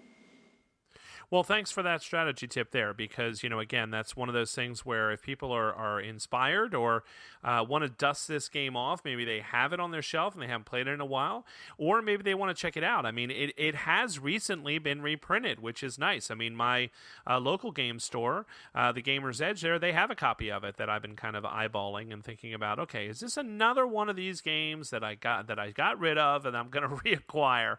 And yeah, as usual, when I talk about games with you and Joe, let's see, you and Joe talked me into reacquiring Race for the Galaxy. So, this might be another one that I'm going to have to take a second look at, especially now that my kids are older and they're starting to be much more interested in playing kind of what we would consider the big people games. I'm a family of 5, so that's the perfect player count according to Eric. So I guess I should go out and buy it again. So I want to thank you once again for taking money out of my wallet, and I will direct my wife's wrath and fury at you, so you can deal with her yourself. But I'm at a safe distance. That's true. Well, Eric, I will say that I think I mentioned at some point I was talking about El Grande with you. Yes. That when El Grande came out, there were no games for 5 players. That was in 1995. Right. And certainly some games came out for 5 players. It was like El Grande came out and it was, wow, a game that works for 5 players. It's best with 5 players.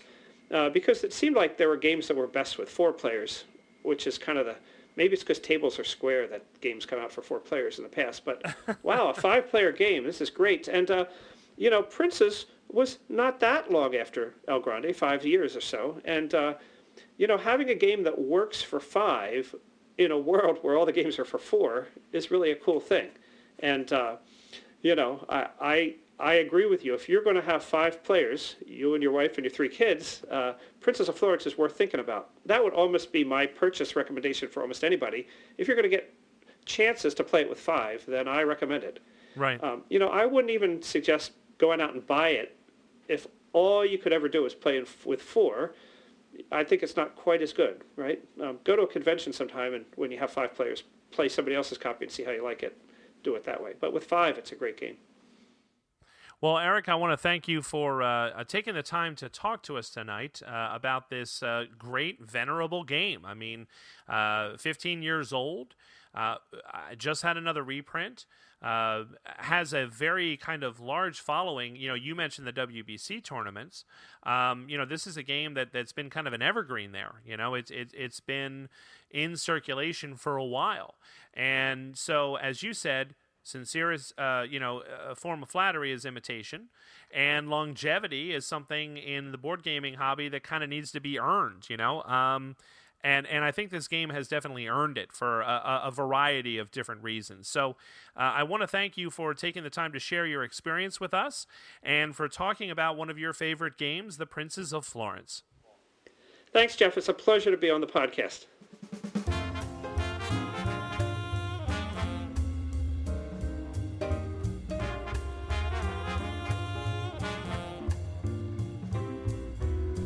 And now it's time for a new game review. Join us for a quick look here on The Long View.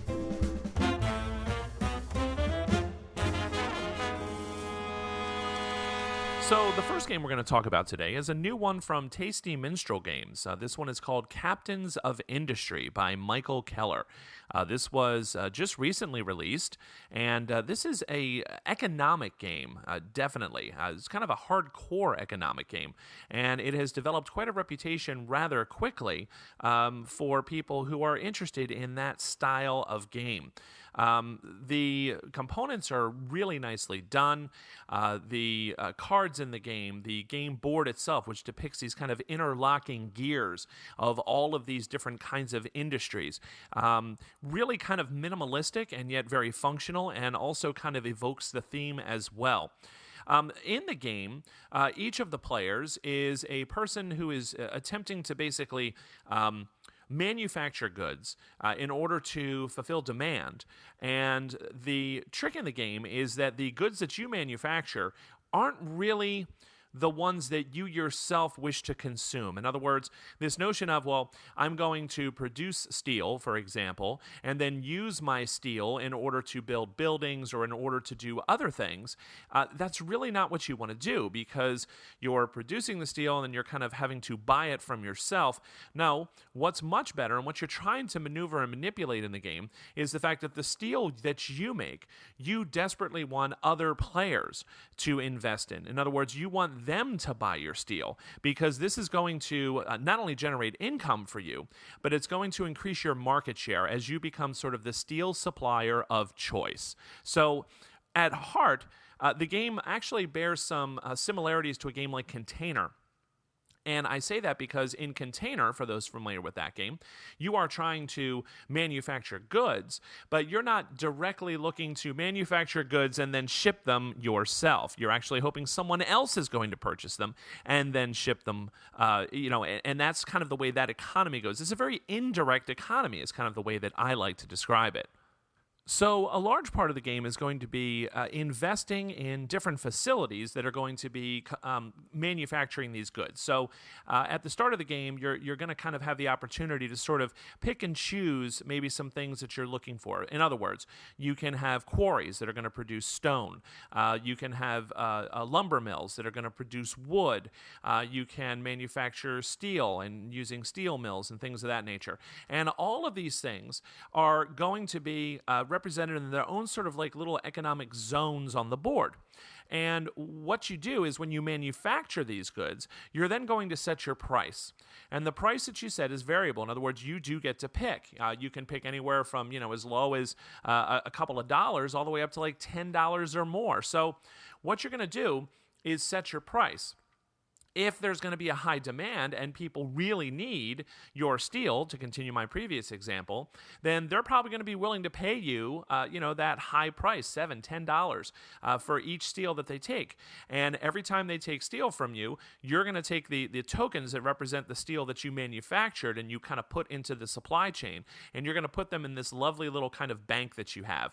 It's a really wonderful component. It's kind of this fold up, slide together, really thick and sturdy. I'm thinking like like Article 27 player screens here, like really sturdy, and really attractive looking. And they kind of look like little piggy banks. And you're going to put your tokens inside those banks. And that's going to represent your market share, which is going to be very helpful for you in scoring and really determines the end game winner in large part.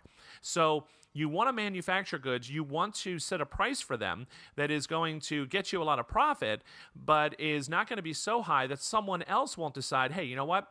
He's really pricing steel ridiculously. I'm just going to manufacture steel too, and I'm going to set it at a lower price point.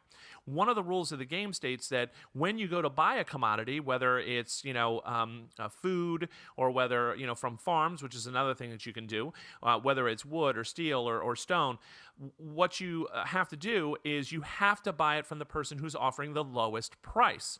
So this is a way that people start to undercut each other rather viciously in this game. So I might have a lot of sort of steel production, but that's not really going to do me a whole lot of good if somebody decides to manufacture a whole bunch of cheap steel. Maybe some imported steel or a different type of steel is kind of thematically what I'm thinking here, especially in terms of like the U.S. steel industry and now China's steel industry. So you have this market now flooded with this new cheaper steel, and so people are then going to buy that first. So you can invest a lot of money in your manufacturing, and you can expand your manufacturing, which is really one of the neat parts of the game. You actually kind of slide a new kind of card that represents the different types of manufacturing facilities underneath the other one, paying these kind of expansion costs. And so the expansion costs grow and grow the larger you try to grow. So it kind of thematically makes sense. Each time you expand a facility, it's gonna be more expensive in order to expand it, and yet your production is going to go through the roof. So instead of just manufacturing a couple of steel, now you're going to be manufacturing 4 or 5, large numbers and large amounts of that commodity. So it's really kind of interesting, and you can flood the market in that way. So not only do you have all of these commodities that you're dealing with, but you also even have things like ideas from research. And there's like a separate little technology tree board off to the side, which is really neat. And this is going to allow you to kind of do research into how to, better manufacture, or it's going to give you a snowball effect on your research itself, or it's going to pay you some sort of bonus when you manufacture something, or when people buy things from you, etc. Really neat tech tree. It also unlocks other areas of the board. So once you acquire a certain technological expertise, you're now going to have the ability to open up a different area of the board, and that area of the board is going to be one where you're not really going to have much competition, because you might be the only one in the game who's manufacturing that at that time. So if people want to kind of chase you, they can. They can chase you up that same technology tree. It's not a limited space. However, it requires time, and it requires an investment of money and resources, etc. So this is another really fascinating part of the game where you can try to carve a niche out for yourself. My only complaint is that the research board is really, really small, and it's great for the footprint of the table, don't get me wrong, but when it comes time to try to read those, and you have your tokens, your markers on the board, so it's kind of delicate. You almost have to kind of stand up and really kind of lean over and peer at that little chart, because it's kind of very small text. So I understand why they did it from a footprint standpoint, but from a readability, usability standpoint, a user interface, can't really say that I'm in love with that part of the game. So, okay, you're manufacturing, you're setting prices, you're trying to get other people to buy your stuff, right? Okay, well, why? What they're going to be buying things from is to build what are called buildings in the game. And that's going to kind of abstractly represent building up residential sort of neighborhoods, building up the downtown region, commercial districts, all these different kinds of things. Why would you want to do that? You're going to do that because every time you build a building, you're going to draw from this little deck of cards that represent all the different types of buildings. And so when you pick a card, you're going to have some options. These different types of I guess, neighborhoods, if you want to think of it that way, or districts, okay, are going to have an inherent demand on them for particular types of goods. So it might be consumable goods, things of that nature. It could be energy, you might need oil, perhaps. That's what they want. They need that to consume. They might want durable goods, which is another one of those specialty goods I was kind of talking about. Durable goods are the things that are, going to be attractive to people as technology increases, and I kind of have visions in my head from this game of like moving into the sort of modern age and durable goods and things like automobiles and things like refrigerators and all of these kinds of things. So there's going to be a developing market, which is what's really fascinating. The market is not static. In a container, which I kind of compared it to earlier, there are different types of goods, but they're all kind of just that they're kind of like majority. It's what they're going to be worth at the end of the game is determined by the players, but there's not really like an evolution of the goods themselves. Whereas in Captains of Industry, there's this kind of progression as you move through the different ages, and that's one of the other really interesting parts of the game. Every time you kind of get to the end of a round, you're going to flip up a certain amount of cards from a deck. And in this card, there are going to be cards that represent sort of the march of time or progress. And every one of those that you flip up, you're going to kind of set off to the side. You're going to move a marker on this track, which is going to eventually signal the end of an era. So the end of an era, which is when interim scoring and things of that nature is going to be determined, and where market share is going to be assessed, all of that kind of stuff. It's variable, so you don't know exactly when it's going to be. And interestingly enough, it's tied to kind of the progress that's been made on the board. As the players continue to drive the economy and build up the infrastructure, it's actually going to accelerate the course of the era. So that's a real kind of a delicate balancing act, and timing can be extremely important in this game, and it's one of the things that makes it really compelling. So what you have is a developing demand for goods, which is going to evolve. There's going to be times when stone is like, the sexiest thing out there and everybody wants stone. But then as the game goes on, all of a sudden energy and durable goods markets are going to be worth a whole lot more. People are going to be much more interested in those than they are in your stone. The buildings, have already been built. The sort of big marble stone government buildings, meant to impress, all the visitors coming to New York have been built, and now we're moving into a different phase of the economy, and so stone's kind of falling out of demand, but other things are rising in demand, and so you have to kind of predict that as well, and the players have some measure of control over that based on those building cards that they put out, because there's a choice with them. Even cards of the same type, like residential, for example, there's going to be some different options for you. The cards are double-sided, and you're going to kind of get to choose. All right, what do I really want? This card has more of a demand for durable goods.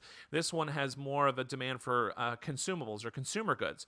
So depending on what I'm kind of doing, depending on my engine, depending on how I've developed things in the game, that's going to drive my choices for what I put down.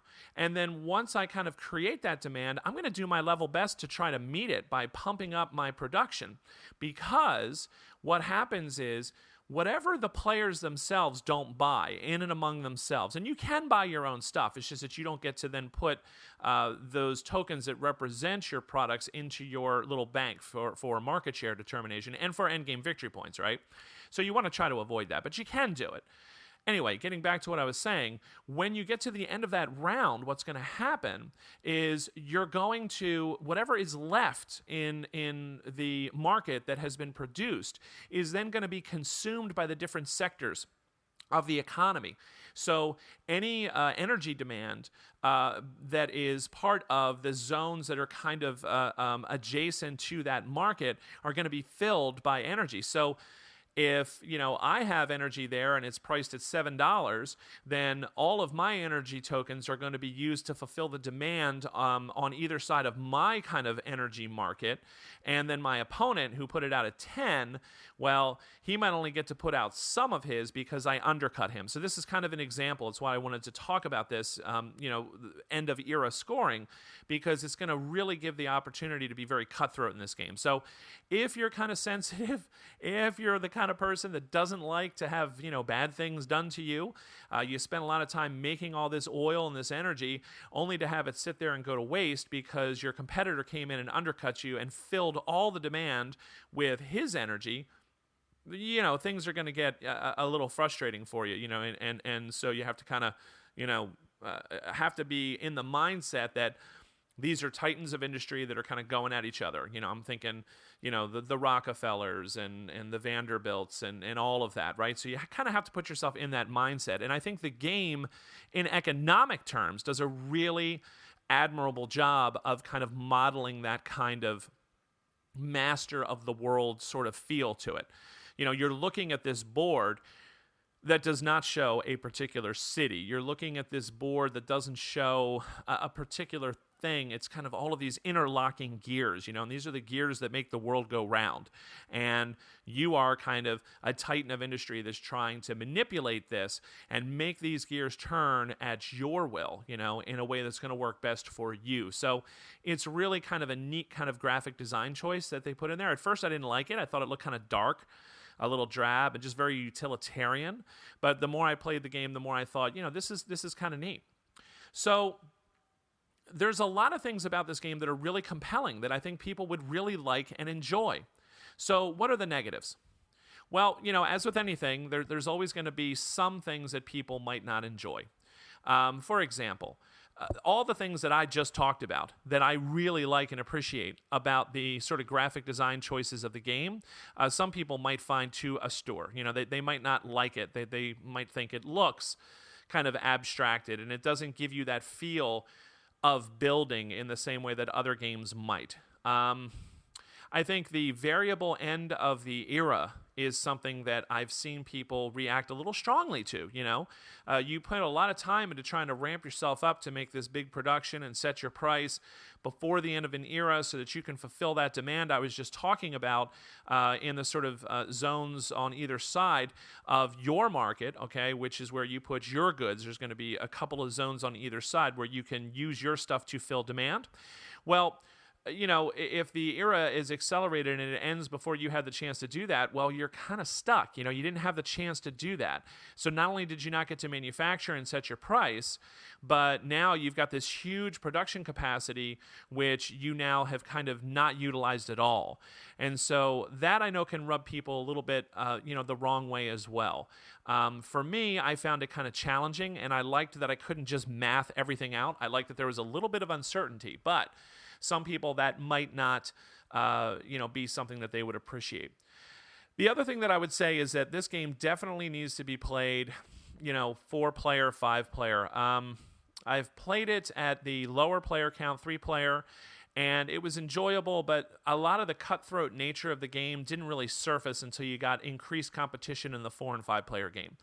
Also, it was nice in the 4- and 5-player game in that there was more resources and commodities out there available. And so prices were actually set a little lower. And so it was easier to kind of build up your engine, build up the sort of districts in the city on either side of those zones that I've been talking about, the market kind of zones. And so, when I look at things like that, I consider that to be something that is a feature, but other people might kind of see that maybe as a little bit of a flaw. So that's something to consider as well. The research board I already talked about, so I'm not going to mention that again. To me, if you are a person who enjoys a really heavy, abstract kind of economic game, this is definitely one for you. I will say, though, that the game is a bit of a sandbox. And again, depending on your point of view, that's either a feature or a flaw. The first time you play this game, the first kind of era, you're sort of stumbling about. There's nothing that seems incredibly obvious as to what you should do or what you're supposed to do. Should I try to build up the districts, the residential or commercial kind of zones by building buildings? Should I ramp up my capacity? Should I try to corner a market on a type of commodity? Should I invest heavily in research? Should I diversify? There's no indication in the game. There's nothing that kind of lets you know or gives you a hint or a wink to tell you what you should do. So when you're used to kind of looking at a game and thinking, okay, what's the best possible thing I can do? You have to be comfortable with the fact that the answer early on in the game is no idea. You kind of have to figure it out on your own. And a lot of what's going to become the best possible thing for you to do is going to be very dependent upon the other players. So, what that basically means is when you see what other players are doing, you have two basic choices. Your first basic choice is competition. All right, I'm going to do what they're doing, but I'm going to do it better. I'm going to do it leaner, meaner. I'm going to undercut them. Or it's what's a zone, what's an area of the market that is not being served? What is something that everybody's ignoring? What is nobody else doing? Because I'm going to do that thing. And that's kind of what I did in my first game when I looked at the energy markets. No one was really paying attention to that. So both methods can work, but you kind of have to wait and see what everybody's doing before you kind of go whole hog. Like I started off one game, for example, and nobody was doing lumber. And I was just like, oh man, I'm all about the lumber. And so I built up this large kind of wood empire, and nobody wanted it at all. Nobody was buying it. Nobody was using it. The buildings that were being built weren't, they were using stone, and so it was kind of like, wow, I'm the baron of the wood that nobody wants. And so it was kind of like, I learned my lesson in that game. It was like, okay, don't commit too early. And so what I'm trying to say about this is that that's either a feature or a flaw for you. And I hope by now I've done a good enough job of explaining what I mean by that. If you enjoy that kind of subtlety, that kind of, wait and see, I'm not sure yet, I'm not going to overcommit, then this is going to be a feature for you. If you like a game to give you some sort of direction, it's going to be a flaw. Another kind of analog that I can give to maybe people out there who are familiar with Euro games would be Fields of Arles, or Arles, I don't know how it's pronounced, the new one by Uwe Rosenberg, a two-player game. I just played this again with my wife last night, and that's another game that to me feels very sandboxy because there's all these different options, but it's very difficult to tell at any particular given time what's the best thing for you to do, especially in the early part of the game. Why would making wool be better than making flax? Why would collecting clay be the best move now instead of collecting wood? Why would upgrading my workbenches be worth the investment now?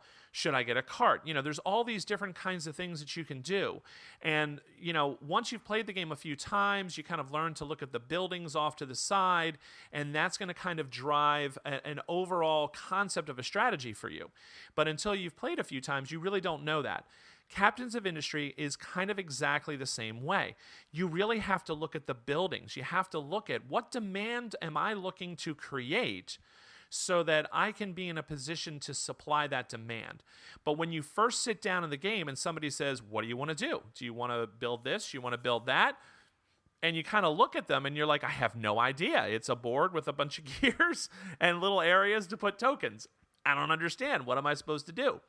So this is definitely a game you're going to have to invest in. You're going to have to invest in playing it quite a few times like I did before you really start to wrap your mind around it, and then you're going to be able to determine if this is kind of the economic game for you. I think it has the potential to be that. It also has the potential to be very fragile, like most games like this, where if you have one kind of rogue player at the table, Containers the same way, they can kind of undercut things, make it a little unpleasant.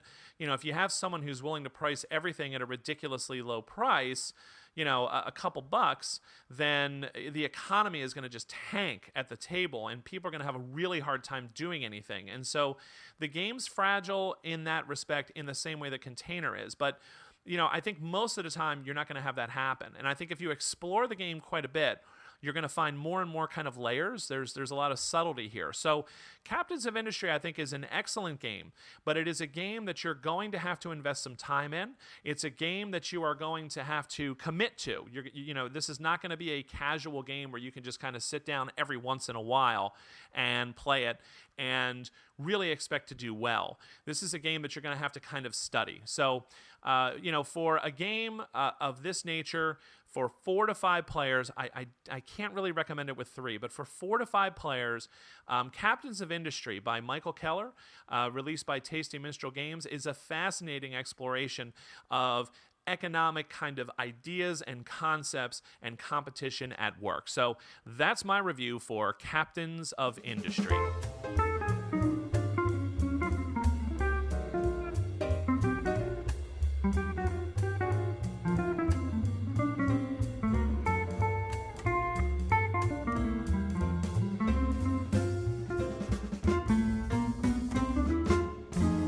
So the last game that I want to talk about today is a new one by the Pinchback Riddle team that I came to know and admire so much with the release of the game Fleet and Fleet Arctic Bounty.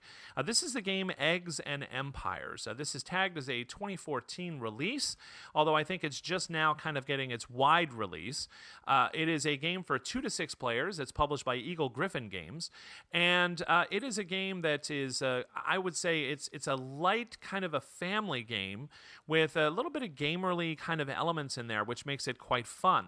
The game is roughly about a half hour or so to play, I found, and it lists it playing with 2 to 6 players. Most of my plays have been with 5 because it's usually something that I'm playing with my family, although I did play a 6-player game and found that to be quite interesting as well. So what is Eggs and Empires? This is a game that reminds me quite a bit of the old classic game Raj. In other words, each of the players has a deck of cards that is identical. And each player is going to select a card, kind of put it face down, and then they're going to roll them. They're going to reveal them. And the person who plays the highest card is going to get their choice of a selection of cards that are going to be in a center display. And these are the egg cards. These are dragon eggs. So the theme here, I don't know. It's interesting, I guess. But it kind of is almost irrelevant. And I don't mean that to be insulting, but you're getting cards in the middle that are either worth positive or negative points. Very much like Raj. You're either looking to gain something that is a positive value or a negative value. And so the theme is here that, people are going out and they're looking for dragon eggs and they're going to bring them back. And good dragon eggs are going to give you these kind of victory points. They're going to kind of build your prestige. Bad dragon eggs are exploding and they're not good. So, why the dragon eggs explode, not really sure. Why there's so many dragon eggs and why they're not guarded by anything. I don't really know that either. But again, kind of irrelevant. It's a fun kind of a theme. The artwork is fantastic. So you have these beautiful kind of egg cards. These are the cards that are going to be in that center flop. And they kind of almost look like these Fabergé kind of eggs, really kind of pretty to look at. The exploding ones look like they're kind of like exploding with confetti or something. I don't know. But still, beautiful to look at. Very easy to see. The good ones are blue, kind of this nice blue kind of background. The bad ones are red. So it's kind of easy for everybody at the table to see. The font on the cards depicting the number of points that they're worth, either positive or negative, is really large and readable, which is awesome. So I really appreciate that. As I get older, I get more and more grumpy about trying to peer at tiny text. So thumbs up on that one. And then when the players flip their cards, the player who played the highest value card is going to get first pick. So if there's 2 good eggs and 1 bad egg, well, obviously they're going to take the best of the good eggs that are there. And then the next highest card played will get to take the second. And then the lowest card played is going to have to take the next one. Well, not necessarily the lowest. The next highest card, which is actually sometimes kind of ironic because you might have played a card that was a good card. You might have played your 6th card and thinking, okay, well, this egg is worth 7. This egg is worth 5. This one's worth -5. And I don't think anyone's going to throw a real high card just to get 7 points. The max value, I believe, is 15 positive. So it's no one's going to throw a high card to get that. I'll probably get one with a 6. And then lo and behold, 2 people throw high cards and you end up with the -5 card with your 6. And you're like, oh, geez, how did that happen, right? So there's that kind of potential that, you can't necessarily be guaranteed. The lowest card is not always going to be the loser, if you want to think of it that way. Sometimes the lowest card is the winner because other people had to play cards or chose to play cards that were higher in value, which means you don't have to take anything, even if it's a bad card. So that's really kind of cool. That's a kind of a part of the design that I appreciate. The similarities with Raj end with two factors, though. Number one, there's these kind of multiple cards that are going to be in the center. And in Raj, if two people play the same card, or if three people play the same card to try to grab the tile that's kind of up for auction that turn, if you want to think of it that way, then they kind of they cancel each other out. And then the person who played the next card highest in the hierarchy is actually going to win. So in Raj, you could have three people throw their 10 card, and they're not going to get anything. And the dude who threw the 4 card is now going to get, this awesome tile. Eggs and Empires has a little bit of that. They have what's called the 9 card, which is the Dark Priestess card. And if more than one person throws the Dark Priestess, it kind of nukes the center and nobody gets anything. And so that's kind of like a tip of the hat, I kind of feel, design-wise, towards Raj. But the rest of it is not that way. It's going to be in this hierarchy. As you can imagine, there's going to be a lot of ties. And there's this nice little token, a large cardboard token with a stand that shows a big egg, and that's going to be the tie-break token. And so every time there's a tie, the person who has the egg token is going to win the tie. But if they're not involved in it, you're still going to use that because you're going to look clockwise around the table. Whoever's closest to the person with the egg tile is going to be the person that is going to be considered the winner. And sometimes being the winner means you're the loser. And you have to be prepared for that because you might have to take a low card that you didn't want to. So that's kind of the way that works. And the tie-break token just continues to rotate around and around the table as the game progresses. Every time there's a tie break for any situation, you resolve using the token, and then it rotates. So eventually the hammer will be in your hand, and a lot of times you'll have that tie break token in front of you, and you're like, oh, this is going to be awesome. And then sometimes you end up being involved in a tie break for a terrible card that you really didn't want, and you're like, oh, great. So I've got the tie break token, and I'm the one that's got to take it. So it can lead to some kind of funny kind of moments in the game. And I say that because, in a game this short, it really is a family game. Nobody gets really bent out of shape about it. And because there are these opportunities for these wild swings of fortune within a round, the game is actually played out over the course of 3 rounds. There's always a chance that you can kind of come back. You can have a monster hand in the next round, and you might actually be able to come back and win. So nobody ever really feels like irrelevant, for the most part. I had one game yesterday where one person just had a terrible day. It was my friend Lloyd, and I think he ended up with like 13 points, which is truly terrible. The point values, of course, are determined by the eggs that you collect. So you add up all the positives, subtract the negatives, and whatever you're left with is your score for that round.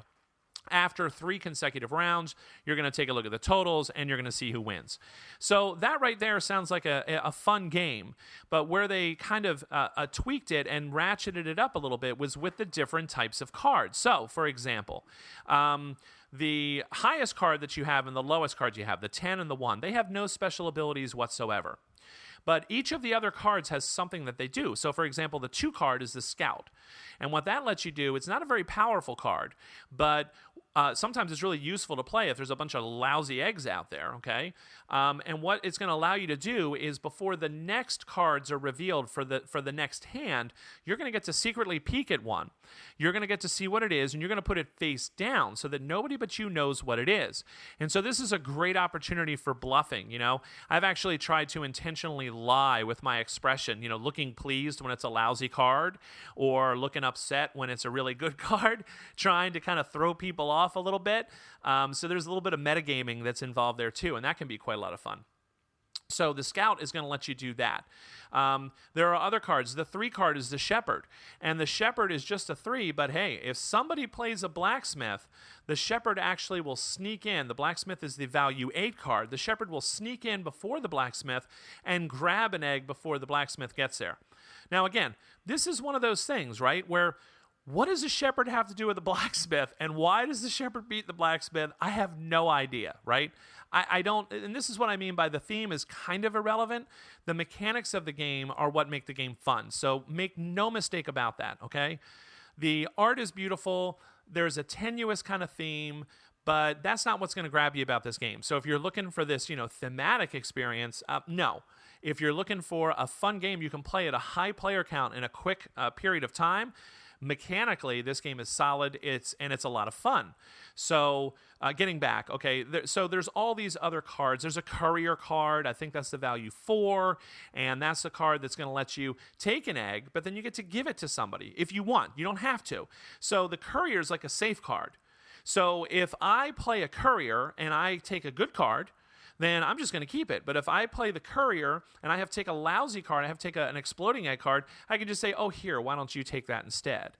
And of course, there's a little bit of bash the leader there. People will usually have a pretty good idea about, who is in the lead. And so, you can kind of level the playing field a little bit there, which I kind of like. It's actually needed, I think, in this game because there is that kind of swing of chance in the game. And this is a way that players can actually kind of seek to kind of keep everybody close. The reason for that is because even though there's 10 cards in your deck, you only have a hand of 3. So you have a hand of 3 cards, and you have to pick one of those 3.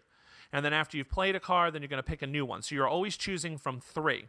And you're going to keep doing this until you have your whole deck basically in your hand. You're down to the final 3 cards. And you've played all the others. And then you're going to play 2 out of those 3. And the last one you will not play. So you're only going to play 9 out of your 10 cards every round. Okay? And you don't know what order they're going to come up in because after every round, you're going to reshuffle them to randomize them. So all that is to say, that's where some of the swinginess can come in. If the first 3 eggs on the table are the 15, the 10, and, the 11, oh my goodness, and you happen to be the person who drew a 10 and, no one else did, well, you're pretty much guaranteed to have a decent round unless you get slammed later, right? So there's a little bit of luck, but cards like the Courier really help with that. Another card, for example, is the Priest, and the Priest will let you get rid of a card. So once you take a card with the Priest, if you have a bad card, you can actually just discard and get rid of it. So that's another way that you can kind of catch yourself back up, and that's kind of nifty. The Dark Priestess card I've already talked about. So there's all of these different kind of opportunities and special powers, but it's not overwhelming because out of 10 cards, only 8 of them have special powers. I think the last one I haven't talked about is the Mage. The Mage is kind of cool because the Mage, you do not have to take a red card. You don't have to take a bad card.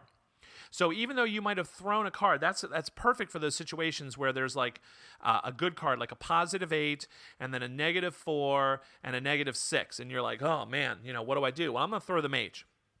Because if I throw the highest card, if the 7 ends up being the highest that's thrown this turn, I'm going to take that one positive card and I'm going to be happy. But if somebody else throws a higher card, then the Mage card special ability allows me to pass. It's the only time I can not take a card. I don't have to take one of those 2 face-up cards, even though my number would be the next in order. I can now pass that off to the poor schlub who played a 4, and then the other guy who thought he'd be clever and play the Bard with a 1. Well, guess what? He's still getting something too because my Mage gets to pass. So that's really kind of a nifty card. So each of these cards is going to give you some kind of opportunities for planning and control and strategy. And one of the things that, I like is that, you can see the cards that everybody else has played. There's a little bit of card counting involved, but not more complicated than like, okay, who else has thrown their Dark Priestess? If I throw my 9, is there a chance someone else is going to throw it and blow up the whole table? Maybe I'll throw the 8 instead, So there's a little bit of planning, there's a little bit of strategy that you can do by looking around the table and seeing what other people have played, looking at the cards you have in your hand, and then kind of making a good decision, an informed decision about what do I think is going to be best. Sure, there's some luck involved in that, but there's also a lot of thought, and that's really where I think this game lives. That's kind of the sweet spot. So from a mechanical standpoint, from a gameplay standpoint, this game gets a thumbs up from me. I think it's a great lunchtime game. It's a really good filler for large numbers of players. Definitely something worth checking out. From a thematic standpoint, it's a bit of a head scratcher, I have to admit. I mean, when I think about Ben and Matt and Fleet and how amazingly thematic that game was to me, just incredibly thematic. Then to have Eggs and Empires, seems a bit strange because I don't really feel that connection with the theme. However, like I said, it really doesn't much matter because in terms of gameplay, there's enough kind of chrome there that it gives me something to latch onto. The powers on the cards are kind of thematic, except for the weird shepherd blacksmith thing. I don't know what that's all about. And you end up with a fun game that's great for lunchtime or great as a filler while you're waiting for, starting a larger game maybe with another group of people. So I would definitely say if these are things that sound good to you, if that fills a niche in your collection, then I would definitely recommend Eggs and Empires. This is a great new filler game by Ben Pinchback and Matt Riddle, released by Eagle Griffin Games.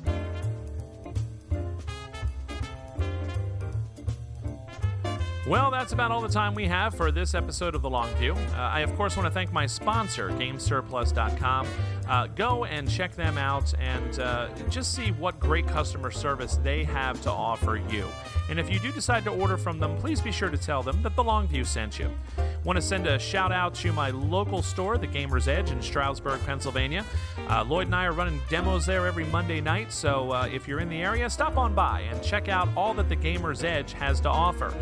Great staff and a huge amount of space, lots of tables, and a burgeoning collection of board games for your consideration. That's The Gamer's Edge in Stroudsburg, Pennsylvania. I also, of course, want to thank Eric Brocious for being on the show again. Eric has been kind enough to be on the show many times, and just a tremendous amount of knowledge, and also just a real gentleman as well. So thanks again to Eric for being on the show. I also, of course, want to thank everybody who has made a donation to the show for the Longview Supporter Drive. Thank you so much for your generosity, and also for the kind words and emails and notes that I've received as well. I really do appreciate that greatly.